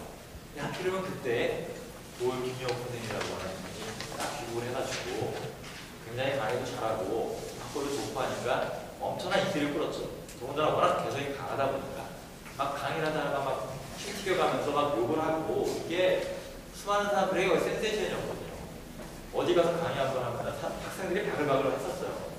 저도 처음부터 동양 철학을 하려고 했던 게 아니라 일단 고전학을 공부하려고 했다가 그분이 쓴 동양학 어떻게 할 것인가라는 책을 보고 나서 아 이걸 해야 되겠구나 해서 동양 철학을 전공하게 됐으니까 그래서 그분의 제자거리기도 하는 거죠. 그러니까 그분의 영향을 많이 받은 거죠. 그런데 놀랍게도 이 무의라고 하는 개념에 관한 출발이 우리가 생각하는 자연스럽고 인위와 강제와 억압을 벗어난 그런 것에 관한 상상이라기보다는 아까 제가 소개했던 절대적 자유, 정신적 자유 이런 단어들. 자, 한번 생각을 해보세요. 자유라고 하는 것이 절대적인 자유라고 하는 것이 가능한가요? 절대적인 자유라고 하는 것은 어떻게 가능한 거죠? 프랑스의 그 바칼로레아라고 하는 모듈 시험에 교재에 나와 있는 자유라고 하는 책에 아주 짤막한 예화가 나오는데 자유라고 하는 책을 다룬 책이에요. 거기에 어떤 젊은이가 진정으로 자유롭고 싶어가지고 다니던 직장을 그만뒀답니다. 근데 이 친구는 집이 없어요. 바로 어머니의 집에 얹혀 살고 있는 처지예요. 자, 이제 자기를 아침마다 나를 9시까지 출근하게 만드는 그 직장, 자기에게는 유일한 자신의 자유를 갉아먹는 거였는데 거기에 딱 사직서를 내고 나오는 순간 이제 자유로워졌습니다. 아침에 집에서 어머니 눈치 때문에 나왔어요. 나왔더니 이 사람이 갈 데가 없고 먹을 수도 없고 그래서 이 젊은이에게 허용되어 있던 유일한 자유는 다가오는 지하철에 몸을 견딜 수 있는 자유 하나밖에는 없었다라고 하는 짧은 이야기가 나옵니다. 그러니까 가만히 생각해보니까 이게 이제 자본주의 사회의 자유이기도 하죠. 가만 보면은 자유라고 하는 게 뭐뭐로부터 자유로운 것이 되게 좋겠다. 어떤 억압이나 강제라는 것이 없는 것이 자유다. 이렇게만 생각을 하면은 되게 좋고 그럴듯한데 그 압제가 딱 풀려버리는 순간에 자유가 뭐지라고 생각하면은 되게 막연할 수가 있어요. 그러니까 이런 단어들을 우리가 오늘날 그대로 이야기할 것이 아니라 이런 단어들을 그가 어떤 공간에서 어떻게 얘기를 했는가. 함석헌 선생님이 강의를 할 때는 남기고 직원이 그 앞에 앉아서 뒤에 서가지고 늘 강의를 감시하고 있을 때였거든요. 그런데 대학 학계에서 교수로 있던 분들은 그렇게 강렬한 단어를 쓴다고 하는 방식으로 하지를 못하죠. 예를 들면 이렇게 얘기를 합니다.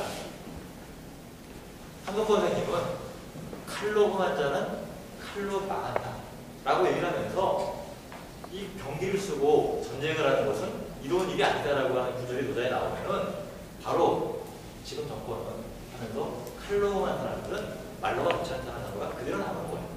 그런데 이분은 제야에 계셨기 때문에 사실 잘릴 게 없고 대학의 현직 교수로 있던 분들은 잘린다라고 하는 것은 굉장히 두려워지지 않습니까? 그러니까 이분들이 저는 처음에 그렇게 생각을 했어요. 우리가 어용교수라고 하는 표현을 쓰지 않습니까? 어용교수. 근데 이제 저도 막 혈기가 막 넘치고 그럴 때는 야, 동양 철학하는 분들은 지나치게 보수적이고 왜 어용적으로 저렇게만 얘기를 할까라고 생각을 했었는데 제가 이제 생활인이 되고 나서 보니까 그게 생계에 걸려있던 분들에게 말 한마디 하는 것 때문에 잘려가지고 당장 먹고 살 정도가 막막해진다라고 하는 상황을 전제했을 때 과연 용기 있게 저렇게 말할 수 있을까 하니까 이분들이 표현이 달라지는 거예요. 달리 보이기 시작합니다. 뭐냐면은 장자를 이야기할 때 당신은 전란의 시대였고 모든 사람들이 이익과 경쟁과 정치의 소용돌이 속에서 일반 난세라고 하는 거예요. 그런 기술들을 굉장히 많이 해요. 과거에는 그런 것들을 기술할 때 왜 쓸데없이 이런 것도 많이 했지라고 생각했는데 지금 와서 보니까 난세라고 표현을 많이 해요. 근데 그 문장들을 가만히 읽어보니까 장자 당시의 시대를 기술한 문장이 아니라 그 당시에 그 오늘날 한국의 현실을 거기에 은유적으로 허술한 거구나 라고 생각을 하면서 읽어보니까 이게 그 당시에 장자라고 하는 사람의 시대 배경을 설명한 것이 아니라 오늘날 얘기를 직접적으로 내가 하면 잘릴 수 있으니까 그걸 빙자해가지고 이런저런 방식으로 이야기를 해보구나. 그러니까 이분들이 철학을 안 했던 것들이 아니라 자신의 호흡지책, 생계, 직업적인 그런 책임을 하면서도 자기가 하고 싶은 말들을 하려고 하다 보니까 이런 방식의 이야기 유닛들이 나오는구나 라고 하는 생각이 들기 시작한 게 한 4, 5년밖에 안 됐습니다. 그러니까 과거에는 혈기만 가지고 책을 보다가 그러니까 뭐 적다 보니까 예단 선생님께서 왜 이렇게 답답한 말씀들을 했나 생각을 했는데 제 앞선 세대 분들 선생님들의 그 책들을 읽어보니까 그런 것들이 다시 보이기 시작하는 거예요. 자, 이 무이라고 하는 개념은 실질적으로는 내간 시대예요. 그러니까 무이라고 하는 단어가 쓰일 때 공자라는 사람도 무이를 얘기했고 노자도 무이를 얘기했고 장자도 무이를 얘기했고 맹자도 무이를 얘기했고 순자도 무이를 얘기했고 제자백과 대부분이 다 무이라는 단어를 썼어요. 그러니까 우리가 알고 있는 무이라고 하는 단어가 노자에게서만 비롯되는 어떤 도가적인 무이자연이라고 하는 말이 상징하는 그런 방식의 의미가 있는 게 아닙니다. 공자가 말하는 무이라고 하는 거는 이거는 쉽게 말하면은 이 윗사람이 모범이 됨으로써 아랫사람들이 따르게 만드는 행동의 양식을 얘기하는 그걸 덕화라고 얘기하는데 자, 윗사람이 다르고 윤리적으로 올바르게 행동을 하는 그러니까 쉽게 말하면 세무공무원을 예를 들어보죠. 세무공무원의 장이 다른 사람의 청탁이나 뇌물이나 이런 것들을 꼭대기 장이 받지 않으면 아랫사람들이 받을 수가 없죠. 그리고 학생들이랑 같이 길을 가는데 쓰레기가 뭐 떨어져 있단 말이에요. 그러면 얘들아 쓰레기를 주워라가 아니라 선생님이 먼저 가서 쓰레기를 주워요. 그러면 아이들이 어떻게 하나요? 자발적이든 비자발적이든 간에 따라하면 신용을 하지 않습니까? 이게 공자가 말하는 무의예요. 그러니까 무의라고 하는 말이 하는 게 없는 게 아니라 사실은 다른 사람에게 어떻게 하라고 시키지 않지만 그렇게 되도록 만드는 윤리적 교육 프로그램의 일환이라고 생각하시면 돼요. 이거를 국가의 통치에까지 적용했던 거예요. 그러니까 이거는 억지로 하지 아니한다 라는 뜻을 갖고 있지만 사실은 자기가 모범을 보여줌으로써 아랫사람들이 따라하도록 이끈다라고 하는 상당히 도덕적인 의미를 갖고 있는 거죠. 자, 그 다음에 두 번째, 이게 실질적으로 이제 노자에 나오는 무의인데, 이 무의라고 하는 것은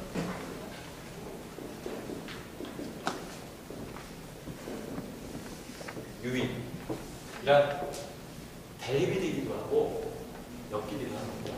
자, 우리는 무의는 자연스러운 행위라면은 이건 인위적이고 억압적인 행위라고 얘기하지 않습니까? 그렇지 않아요. 왜냐하면 맹자나 순자나 논어에 나오는 무의라고 하는 단어가 쓰이고 유의라고 하는 단어가 쓰였던 단어들을 잘 검색해 보니까 이 유의가 인위적인 행위 방식을 얘기하는 게 아닙니다.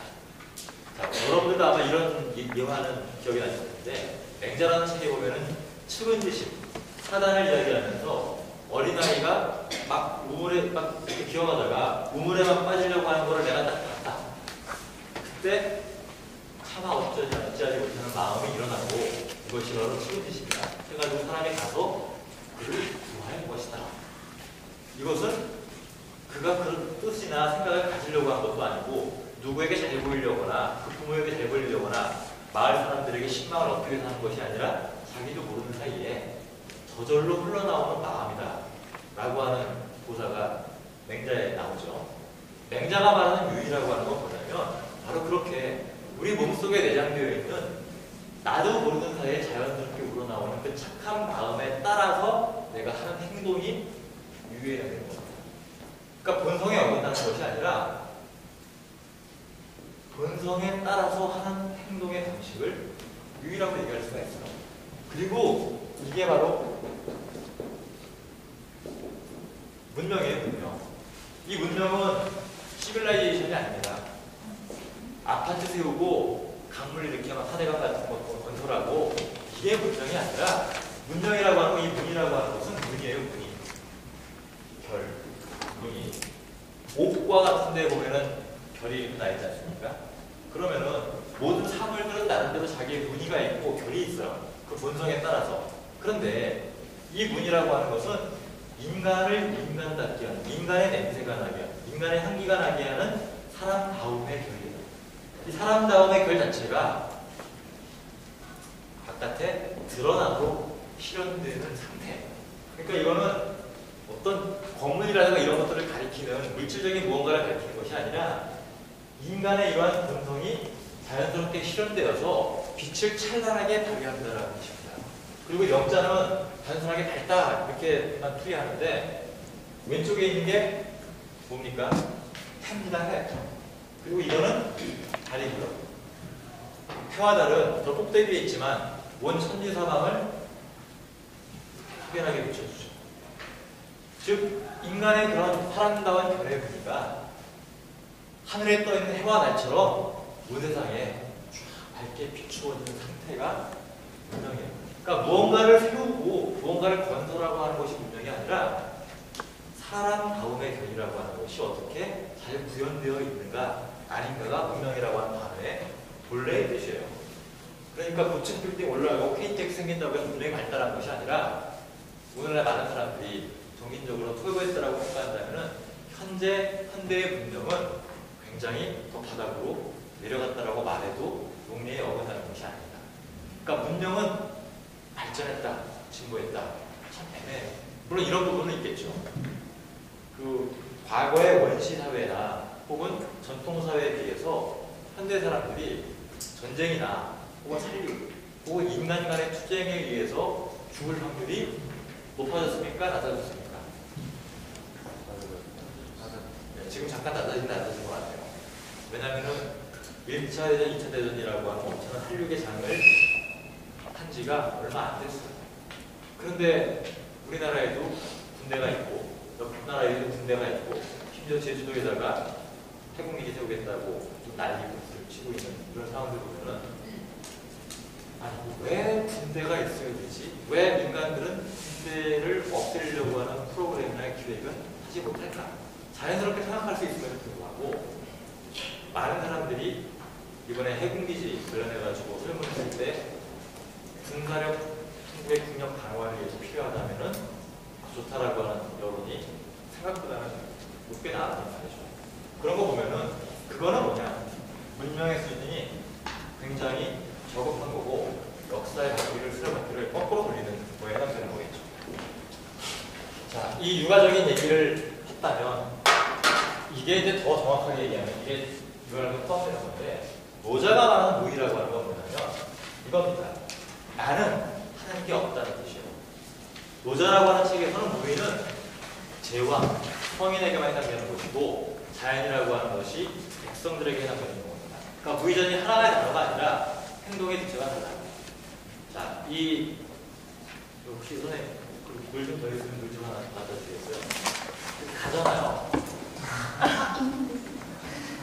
이게 어떻게 가능한 거죠? 이게 육아하고 도가가 나눠지는 중요한 분기점인데 공자는 이걸 이렇게 설명을 합니다. 아까 이 얘기를 이게 이제 그 핑가렛이라고 하는 미국 학자가 설명한 방식인데 한 예화를 들어요. 어떤 노교수가 강의를 하러 가다가 강의실에 가서 축석부를 부르고 강의를 딱 시작하려고 보니까는 그날 강의하려고 준비했던 강의 노트를 놓고 온 거예요. 그러니까 바로 앞에 있는 학생한테 자기 연구실 키를 주면서 자네가 가서 내 책상에 있는 그 강의 노트를 갈라주겠나? 라고 하니까 그 학생이 네 하면서 바로 가가지고 강의 노트를 갖고 온단 말이에요. 자, 그 학생은 굉장히 자연스럽고 자발적으로 행동을 한 거죠. 그런데 명령한 거 아니에요. 부탁을 한 거고.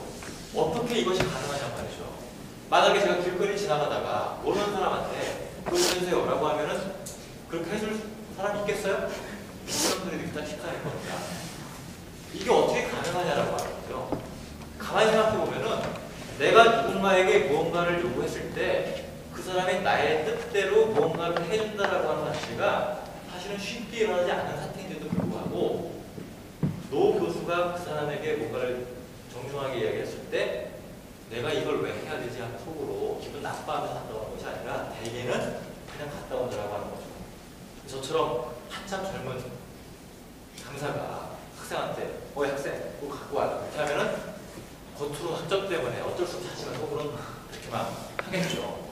이 차이가 어떻게 오는 거냐. 그거를 공자는 그 핑가렛의 설명에 의하면은 예라고 하는 것이 갖고 있는 신성한 힘, 매직 파워라고 설명을 합니다. 즉 인간의 윤리적 관계를 이루어질 때 예라고 하는 것이 수행하는 기능은 서로 모르는 타사들끼리 간의 부드러운 인간관계, 상호간을 인정하고 상호간에 어떤 말과 행동을 주고받아야 될지를 아주 자연스럽게 열어두도록 만드는 놀라운 주술적, 마술적 힘이 예라고 하는 것 속에 들어있다 라고 설명할 때 그때 그 노교수가 했던 행동이 무의에 해당되는 거겠죠. 어떻게 보면. 근데 노자가 말하는 무의라고 하는 것은 그게 아닙니다. 노자가 말하는 무의라고 하는 것은 뭐라고 생각하면 똑같냐면 제가 사장이에요. 부하 직원들이 있어요. 근데 어떻게 하죠? 저는 주로 하는 게 뭡니까? 사장이 하는 일이 뭐죠? 결제. 네. 사인하는 거잖아요. 사인. 실제로 하는 일이 있나요? 없어요. 그럼 사인하는 거는 일 안 하는 거냐 안 하는 거냐 애매하죠. 근데 유의무의할 때 이 입장은 그때 용례는 구체적인 어떤 일이라는 뜻입니다. 그리고 이 유의를 하는 사람은 의사, 어떤 특정한 업무를 담당한 관리라는 뜻이에요. 유의. 그리고 이 사람이 하는 일이 이거예요. 그리고 무의는 뭐냐? 이런 일들을 하는 사람들을 뽑고 관리하고 잘하는지 감시하고 평가하고 말 안 들으면 자르고 이게 노자가 말하는 무의에 해당되는 거고 그래서 지금은 보니까 없어진 것 같은데 제가 갔을 때는 자금성의 황제가 정무를 보는 그 뒤에 무의라고 금방글씨로 크게 붙어 있었어요. 2000년 동안 내내 끝나는데. 그러니까 이 무의라고 하는 것은 아무나 다 알 수 있는 것이 아니라 오로지 제왕과 황제만이 알 수 있는 것이었고, 노자라고 하는 텍스트에 나오는 무의라고 하는 개념은 바로 여기에다 됩니다. 이거를 한비자가 이제 고도의 통치술로 발전을 시켜서 이야기를 하는데, 이게 이제 변경된 게 주술. 그래가지고 이거를 어떤 사람이 뭐라고 하냐면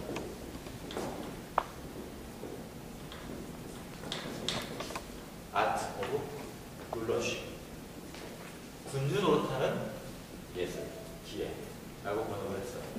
주술. 그러니까 이 무의라고 하는 게 고도의 정치적 술수 개념입니다. 자, 그런데 그러면 그렇게 흉악하고 나쁜 이야기만 있느냐?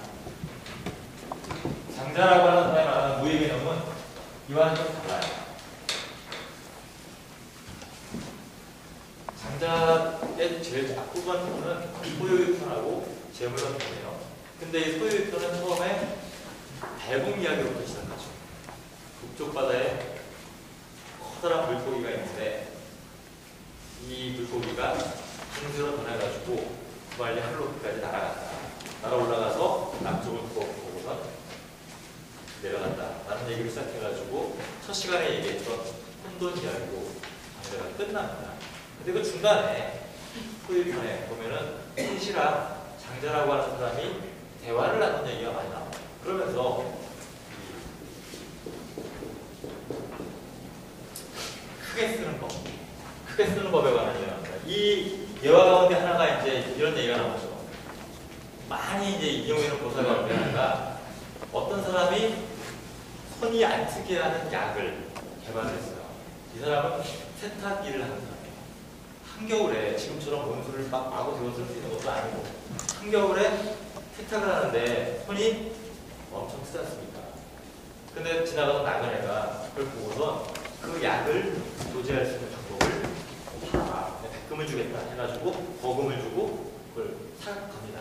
이 사람은 당시에 오나라하고 월나라하고 전쟁을 하고 있을 때 그 왕에게 가가지고, 나에게 비방이 있으니까 나에게 장군 자리를 타고, 그러면 내가 군사들이 겨울에 배를 타고 수전을 벌일 때, 그 제가 군대 입대했을 때 철원 지역에 있는 부대 배치를 받았는데, 훈련소에서 있다가 저기 보충대에 있다가 바로 이제 논사훈련소로 가지 않았고 사단 내부에 있는 훈련소를 갔어요. 전방에 있는 지역이었는데, 제가 그때 갔을 때 놀랬어요. 첫날 그 훈련소에 딱 들어가가지고 첫 식사를 하는데 식판을 주지 않습니까? 식판을 갖다가 그 밥을 이렇게 받아가지고 밥을 먹고 그 밑에 지나가는 시냇물에다가 이렇게 씻게 돼 있었어요. 그냥 제대로 씻을 수 있나요? 비는 거 없고. 그래가지고 이렇게 해가지고선 손으로 깨끗하게 씻어가지고 딱 씻는데 그 사이에 붙었어요. 그리고 사격장에서 사격을 하는데 이렇게 변호를 해야 되잖아요. 이렇게 장갑을 끼고 있다가 사격을 해야 되는데 잘 안 되는 거. 이렇게 하다가 장갑 끼고는 못 쓰니까 그걸 벗었어요. 벗고 사격을 했죠. 순식간에 손이 차가워졌는데, 그랬다가 이렇게 손을 잡으라고 해서 하는데 밑에 플라스틱을 잡은 게 아니라 손가락 끝이 총열 부분에, 쇠 부분에 딱 닿은 겁니다. 끼려고 하는데 이게 붙어가지고 잘 안 풀어지더라고요. 순식간에. 자, 그런 상황에서 물을 만지면서 배를 작업을 하고 운전을 하고 하면 전쟁까지 한다. 칼을 못 잡겠다. 그런데 그런 나라에 가가지고 그 약을 써가지고 이 사람이 높은 배구 분들까지 받았다라고 하면서 똑같은 것을 이렇게 달리 쓴다라고 해가지고 도서로 나오지 않습니까? 근데 이 맥락은 펫이라고 하는 사람이 장자를 놀려먹을 때 쓰는 이야기예요. 나에게 커다란 박이 있는데 이 박은 하도 몸부채 저기 늦게도 나중에 앞세가지고 도무지 쓸모가 없다라고 하니까 장자가 이렇게 얘기를 하죠. 나 같으면 그 박을 잘라가지고 호수에다가 띄워놓고 물 타고선 여유있게 놀겠다 하는 식의 얘기를 하고, 또 한 가지는 펫이라는 사람이 장자에게 나에게 커다란 나무가 있는데 아 도대체 이거는 오미도 많고 가지도 삐뚤빼뚤하고 해가지고 제목으로 또 쓸 수도 없고 도무지 어떻게 써야 될지 모르겠다 라고 하니까 장자가 당신은 크게 쓰는 법을 알지 못하는군요 라고 하면서 무위에 관한 얘기가 나옵니다. 나 같으면 그 나무를 노하유라고 하는 마을에다가 심어놓고선 그 주변을 방황을 하면서 왔다 갔다 거리고 또 그 나무 밑에서 누워서 낮잠을 자겠다 라고 얘기를 하면서 무이란 단어가 나오는데 이게 이제 우리들에게는 아무런 느낌이 없어요. 당시의 역사적 상황을 제가 재구성합니다. 아마도 제가 보기에 그 당시에 장자의 나이는 대략 한 40세가 되지 않았을까. 40이라고 하는 게 굉장히 중요한 게 이 동아시아 전통에서도 남자가 거실길에 나아가서 실제 일을 보기 시작하는 나이를 40이라고 얘기해요. 그러니까 지금은 되게 빨리 되죠. 그리고 고대 로마에서도 집정관이라고 하는 직책을 맡을 수 있는 나이가 40세였습니다. 그거를 깨고 집정관이 되었던 사람이 누구였냐면 율리우스 카이사르였죠. 그러니까 집정관이 나이가 안 돼서 될 수가 없으니까 호민관이 되었다가 집정관이 되는 방식으로 헌법을 쓰죠. 집정이 대단한 사람인 것 같아요. 그러니까 아마도 제가 보기에는 40이라고 하는 것이 보통 일반 정사로 치면은 백전노장인 거고 율리우스 카이사르가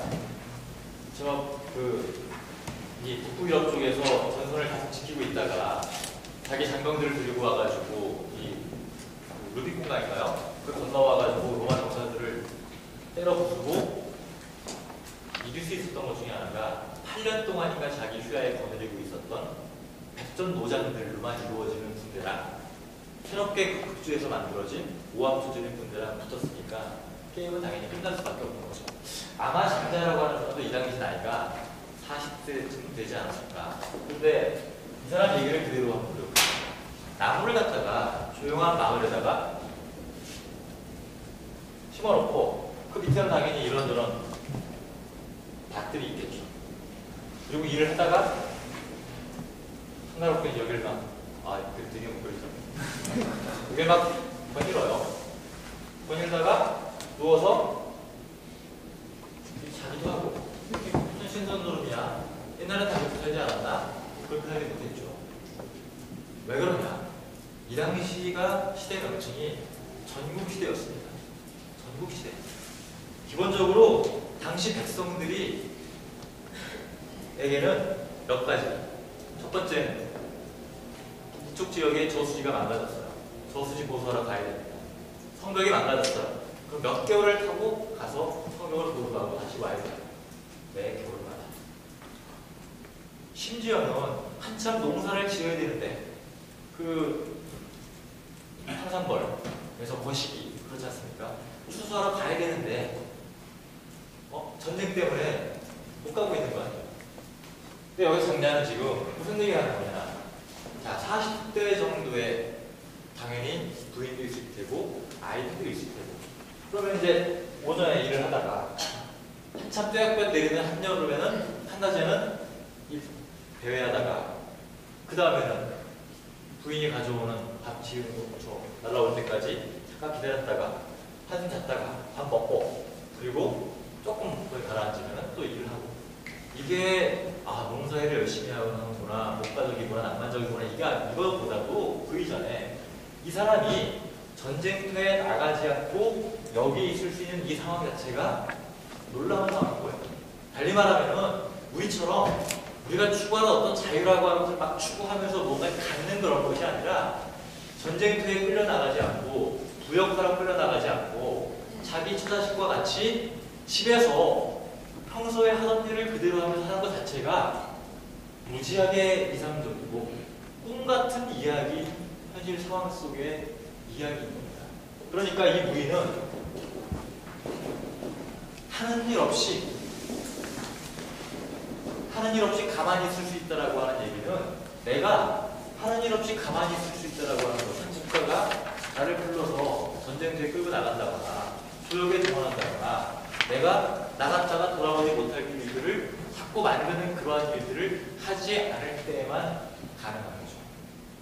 그러니까 장자의 머릿속에는 이 무이란 말은 굉장히 목가적이고 낭만적인 이야기라는 것 같지만 한 개개인들에게 주어지는 국가라고 하는 권력이라고 하는 것이 가하는 폭력에 대한 저항의 개념이 좀 있다라고 생각해요.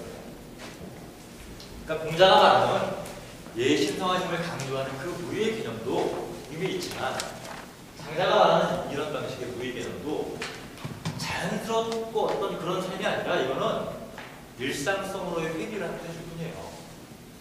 자연스러운 행위라고 하는 개념은 사실은 종족을 알 수 없는, 규정할 수 없는 단어입니다. 하지만 이런 맥락으로 보면은 이 단어를 알 수가 있죠. 그런데 이 단어가 왜 오늘날 와가지고 절대적인 정의라든가 이런 식의 얘기들을 자꾸 얘기하게 되는가? 여기는 조금 몇 군데만 보시고.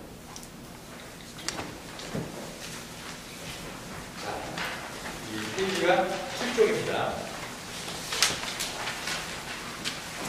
자, 우리는 이런 과정을 생략했기 때문에 이런 문제가 잘 와닿지가 않았는데, 자, 이 아크정년이라고 하는 소설은 혹시 아시나요? 들어보셨나요?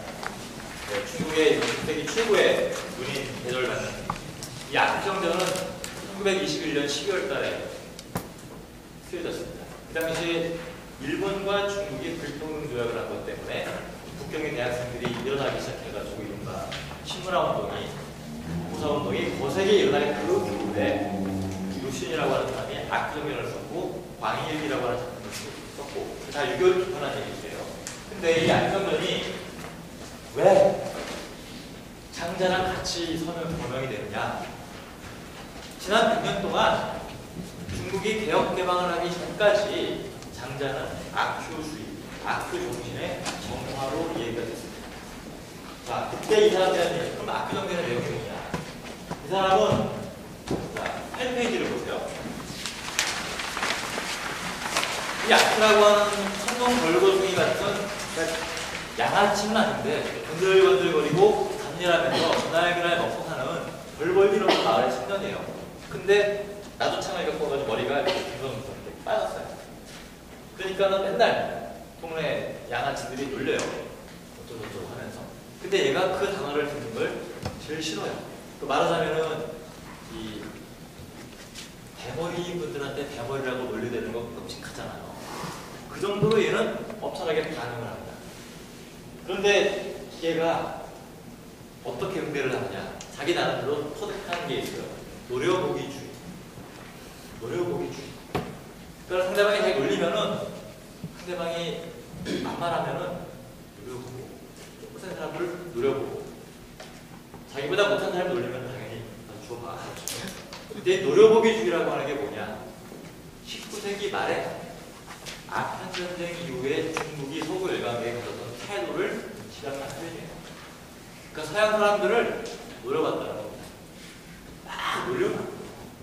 자, 그 다음번에는 이제 그 유명한 정신승리법이 나와요. 자, 이 두 가지가 나오는데, 하나는 건달들이 이 아큐를 심심하면은 해요. 동네 북이거든요. 막 패면은 어떻게 하느냐? 세상은 개판이야. 세상은 개판이야. 라고 하면서 자기 나름대로 또 이렇게 하는 기분을 가져요. 한 번은 동네 그 축제 제사를 지내는 날 마을 축제가 벌어지고 그날 커다란 부엌판이 벌어집니다. 여기 아저씨가 큰 돈을 땄어요. 딱지를 했어요. 그랬는데 거의 판이 끝나가 그러는데 갑자기 사방에서 막 주먹과 발길이 날라와가지고 맞다가 도망 나와요. 집에 와서 딱 보니까 아파 죽겠는데 맞아. 내가 딴 돈 생각이 나요. 숨신하게 뜯기라 맞고 근데 그렇게 잘나면 기분 나쁘잖아요. 그러니까 아크가 개발을 하는 거야. 이겨야 됩니다. 그래서 자기 따귀를 딱 때려요.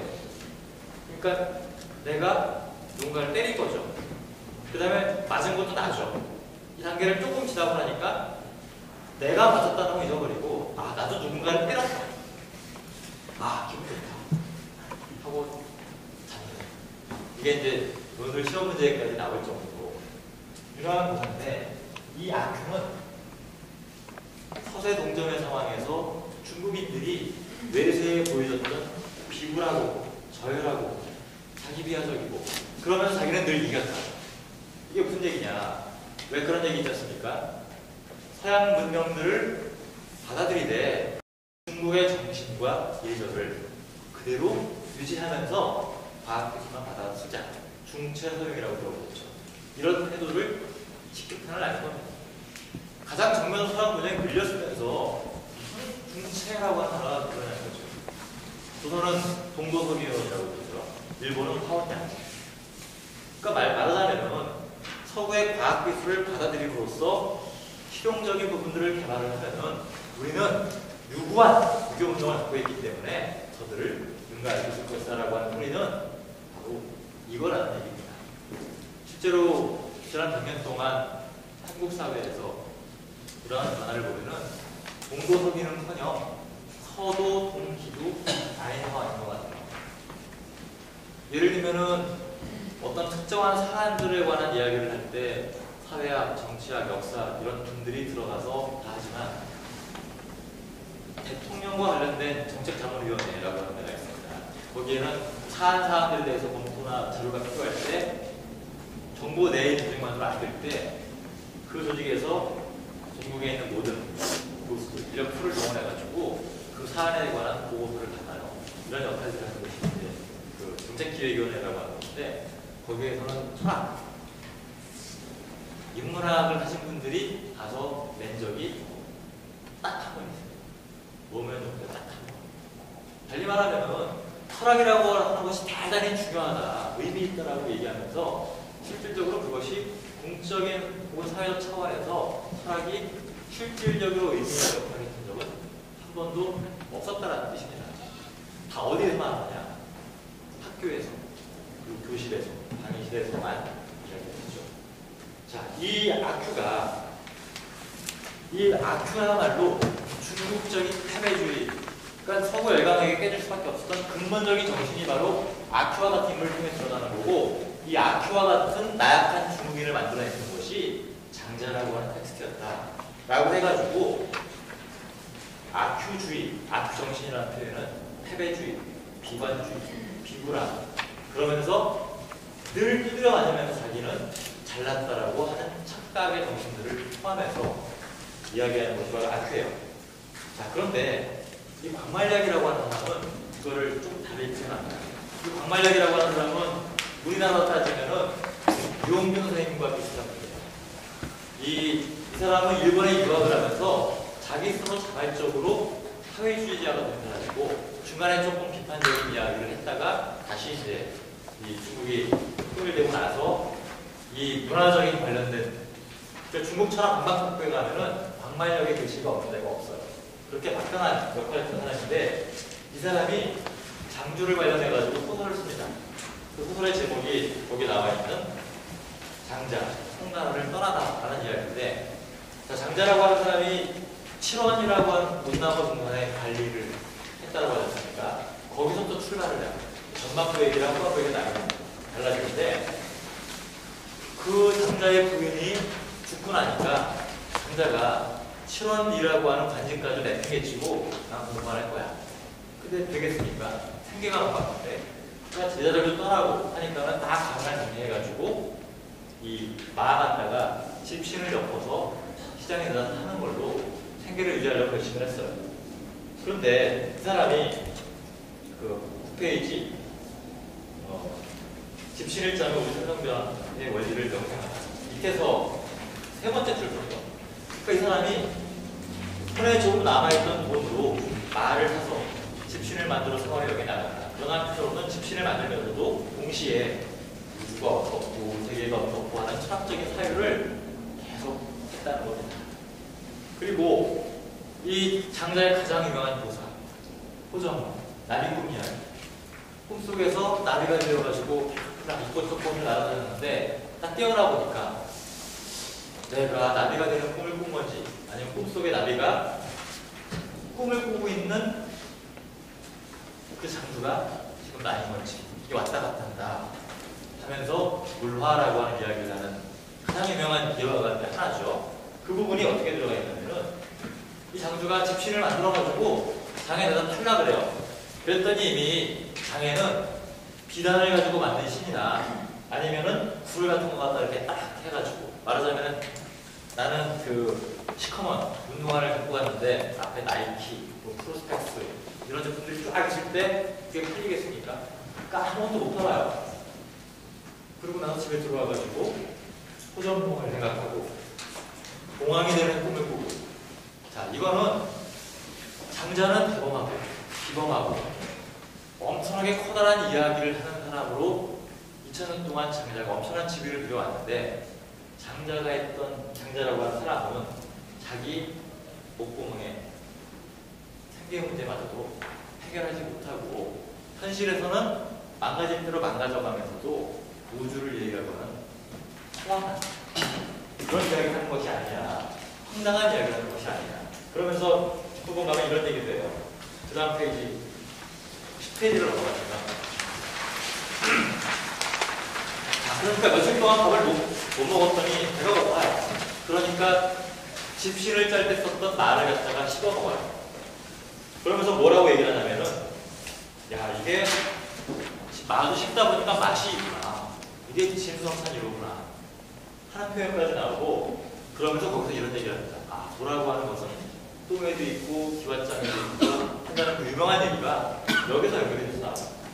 그리고 그 다음번에는 배고프다 보니까 돈이 많은 사람들은 이 배고픔 속에서 나오는 이 불덩이를 느끼지 못하겠지. 그거는 당시에 딱 뜨고 있는 계급 의식을 보여주는 거죠. 자, 그러니까 이 이야기 속에는 실제로 장자라고 하는 보사가 들어와 있지만 그 이전의 전통사회에서 멋있고 소탕하고 유쾌하고 호방하고 그런 모습의 장자가 아니라 현실적으로 완벽하게 망가졌으면서도 몽상가처럼 머릿속에서만 꿈꾸는 그런 자유를 했던, 이거는 말하자면은 당시의 전통에 안주하면서 다가오는 현실을 인정하지 못하는 지식인들을 비판한 것이기도 하고, 때로는 실망한 사회주의 그 공산당 간부들에 대한 비판을 쏟아낸 것이기도 하고 복합적인 양의 소설입니다. 자, 그러니까 제가 드리려고 하는 이야기는 장자라고 하는 사람은 어떤 사람가다 라고 하는 것이 중요한 것이 아니라 장자라고 하는 책이 있고 그것이 어떤 이야기를 했어요. 그런데 그 이야기가 시대가 바뀌고 변할 때마다 그 사람들은 그 이야기를 자기 시대의 버전으로 바꾸어서 이야기를 해왔다는 거죠. 근데 우리 사회에서 아쉽게도 노자, 장자, 공자, 명자가 교과서적으로 확정된 버전이 있어요. 그리고 그걸 놓고선 다음 중 공자가 한 이야기가 아닌 것입니다. 1번 충성, 2번 인, 3번 예, 4번 우의, 4번 사원. 이런 방식의 교육이라고 하는 것이 대체 무슨 의미가 있는 것입니다. 인문학강의라고 하는 게, 자, 요 얘기만 5분만 더 하고 할게요. 분석학. 여기서 오강남 선생님 얘기도 있고 다른 분들과 하는 이야기도 있는데, 한석권 선생님이 이제 강의를 하면서 페이지가 어디냐면 14페이지입니다. 두 번째 장에 보면 첫 번째 줄입니다. 이거는 이런 얘기를 합니다. 나는 일제시대에 14페이지 나는 일제시대에 구약에 나오는 선지자 이사야나 예레미야를 많이 읽었다. 그 말 속에서 그들의 믿음, 생활 이런 것들을 보면서 일제치하라고 하는 혹한의 시대를 견딜 수 있는 그런 건 없다 라고 얘기를 하고, 마찬가지로 노자나 장자를 읽으면서 내가 이 더러운 정치를 버텨낼 수가 있었다라고 얘기를 합니다. 자, 이분은 굉장히 독특하게 되고요. 과거 이분도 이제 기존 전통적 주석들을 다 보긴 하지만 이분이 뭐라고 얘기하냐면은 무이라고 하는 개념을 이렇게 다 봅니다. 아까 얘기했던 것처럼 첫 번째,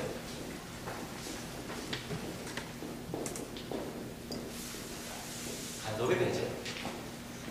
민노산이 된 산을 살리기 위해서는 인간이 자꾸 개입하려고 하지 말고 내버려두면은 자연은 보원된다 라고 하는 이 관념을 끌어옵니다. 그러면서 그것이 무유의 중요한 한 가지 개념이다. 이거를 고을 김영 부장이 또 이어서 발전을 시키죠. 또 한 가지는 독재가 CR들에게 하는 억압, 강제, 간섭 이런 것들을 하지 마라.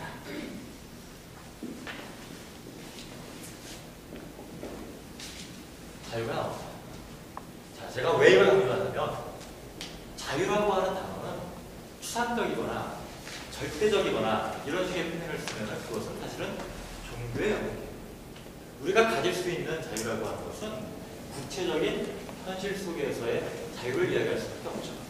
추상적으로 자유라고 하는 게 얼마나 정착하게 풀어나가느냐는 것보다 더 중요한 것은 실제로 억압된 현실 속에서 무엇이 우리를 부자유스럽게 만드는가에 관한 원인들을 해명하고 그 원인들을 제거함으로써 우리들의 자유를 누릴 수 있는 그런 것이 바로 이른바 계몽주의 시대 이후에 우리가 말하는 진보 혹은 발전 혹은 포괄적으로는 민주화라고 하는 그 추동 속에 살아왔던 거 아니겠습니까?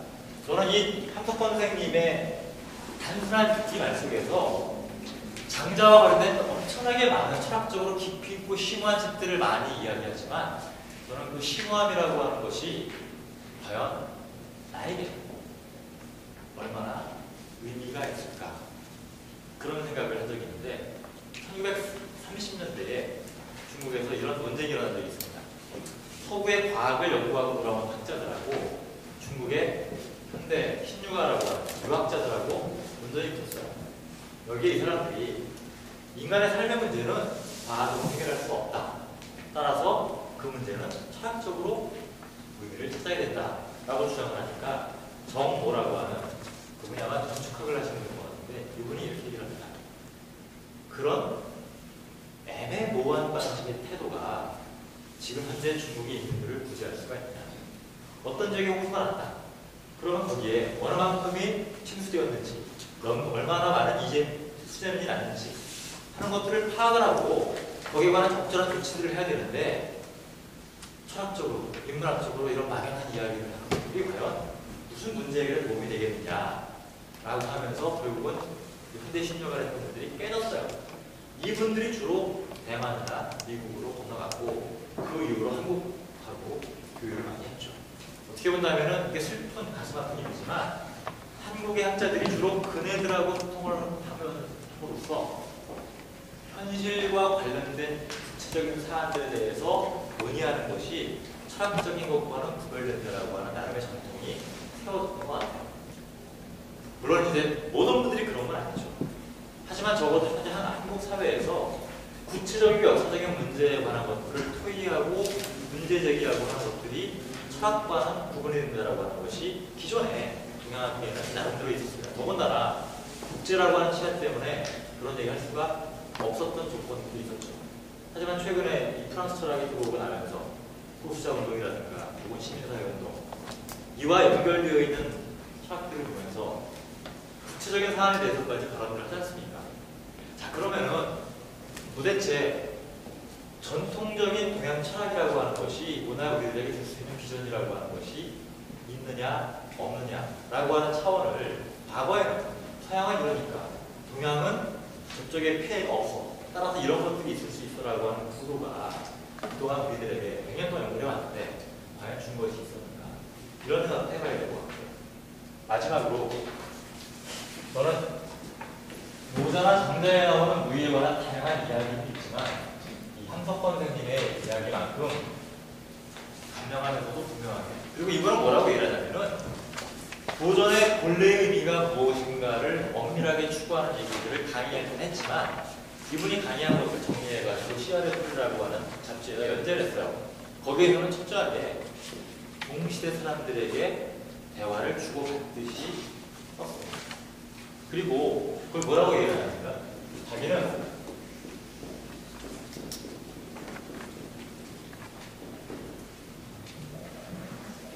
일제치하 때 제국주의의 발에 엉켜 있던 시야의 자리에서 이승만, 박정희로 이루어지는 독재 정권의 치하에서 신음하고 있는 그 씨알들의 삶의 자리에서 도전을 이뤘다라고 또 표현을 하세요. 노장을 말한다라고 하는 글 속에서. 저는 이 부분이 우리가 앞으로 동양 도전을 이뤄야 되는 중요한 입각점이 되어 있는 겁니다. 그러니까 되게 인문학 강좌를 많은 분들이 난 철학 잘 모르고 인문학 모르니까 배우러 온단 말이죠. 근데 이걸 바꿔야 되는데 인문학이라고 하는 것은 삶에 대해 따지는 학문일 뿐입니다. 삶에 대해서 표현을 할 때, 개념적인 표현을 할 때 철학자들이 뛰어날 수 있어요. 하지만 누구나 삶을 살고 있죠. 물론 그 층이나 영역이나 분야나 이런 것들이 다를 뿐이죠. 모든 사람들은 자기 삶을 살고 있어요. 그 삶에 관한 이야기를 하는 차원에서 학자들이 뛰어날 수 있지만 저는 그것이 인문학이라고 하는 것은 가르치고 배우고 하는 관계가 아니라 어떠한 자리, 어떠한 입각점에서 말하고 이해하고 대화를 하는가에 관한 방법을 체험하고 경험하는 자리가 인문학 강좌의 주된 것이 아닌가. 희한하게도 프랑스 철학의 어떤 개념들이 한국 사회에 들어와가지고 이야기할 때 이게 흥행과 비슷하다는 느낌이 동양식 똑같이 마찬가지죠. 어떤 개념이라고 하는 것은 과거에 보지 못했던 현실들을 새롭게 정확하게 분명하게 볼 수 있도록 도와주는 도구들인데 그 개념의 의미가 무엇인가를 강의하는 것이 모든 인문학 강의의 주가 되었던 것이 아닌가.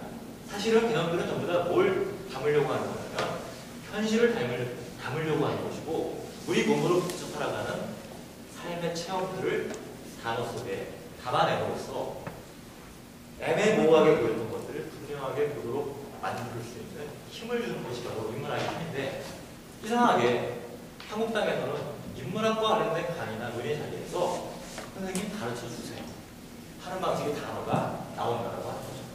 그러니까 저는 이제 세 번째 정말 기다리기 좀 힘들어가지고 말도 좀 왔다 갔다 하지만은 이제 세 번을 진행하면서 마지막 총 결론을 내린다면 인문학 강좌가 이렇게 저렇게 많다라고 하는 것에 이상한 저런 쫓아다니면서 당황하고 오히려 노러나 맹자나 팽비자나 수자나 그거는 성악집이든 어떤 고전이 있는 간에 그 속에 들어있는 단어를 얼마나 내가 잘 알고 있느냐보다 더 중요한 것이 뭐냐면 읽으면서 이게 말이 되느냐 이것이 말이 안 되느냐 이게 나의 경험으로 의미가 있다고 생각하느냐 아니냐라고 하는 체험을 가져보는 것이 너무 중요한 것이 아닙니다. 문제는 아까 제가 말씀드렸던 것처럼 다음 중 공자가 한 말이 아닌 것을 고르는 방식의 인문학가 너무나 차원이 되어 있다는 겁니다. 공자가 했던 말이라 할지라도 내 삶으로 받아들일 수 없는 이야기라고 한다면 그거는 틀린 건 아니냐라고 이의제기를 할 수 있는 것이 제대로 된 인문학이 아닙니다. 그러니까 제가 했던 여태까지의 이야기가 대부분 그런 얘기였었고 그 장자의 자유에 관한 얘기는 아무래도 시간상 생략해야 될 것 같은데 시간이 이미 오버가 됐기 때문에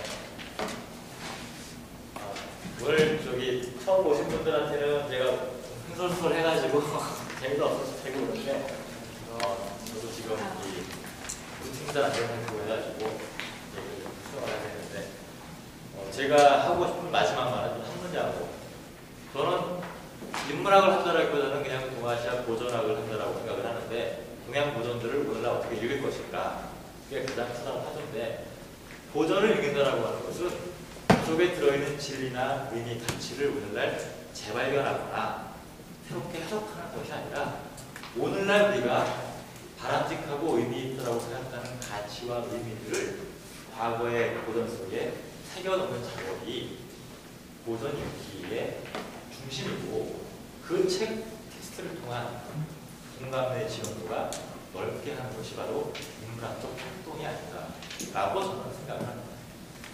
이 여태까지 인류가 살아오면서 더 이상 더 아름답고 멋있고 훌륭한 진리를 재발견해낼 곳은 없다고 생각을 해요.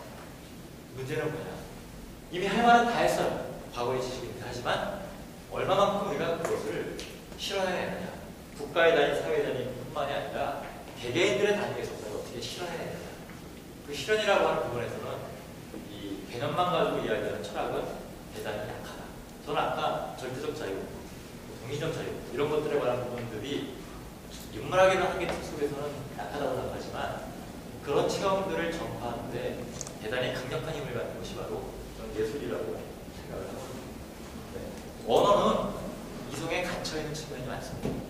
하지만 우리 몸속에 잠들어 있는 감성, 제 용어로 하면 이제 지난 시간에 얘기했던 정이라고 하는, 비록 언어가 통하지 않더라도 저는 피아노라고 하는 영화를 보면서 덩어리로 나오는 주인공이 연기하는 거 보면서 그 사람의 심리가 어떤가를 여자가 아니기 때문에 100%못 느끼겠지만 전율처럼 느끼면서 그 영화를 봤었거든요. 야, 이 심도 있는 연기라고 하는 게 저런 거구나라고 하는 거. 전혀 다른 사람인데도 불구하고. 근데 실제로 TV 드라마 보면서는 더 많이 못 느끼지만 연극 현장에 가서 복원할 때는 그 뭐라 그럴까요? 전율 같은 게 느껴지거든요. 도대체 그게 뭘까? 저는 아마도 그것이 맹자가 말하는 그 측은지심과 같은 사단이라고 하는 것이 내 몸속에 내장되어 있고 바로 그런 것들이 이런 것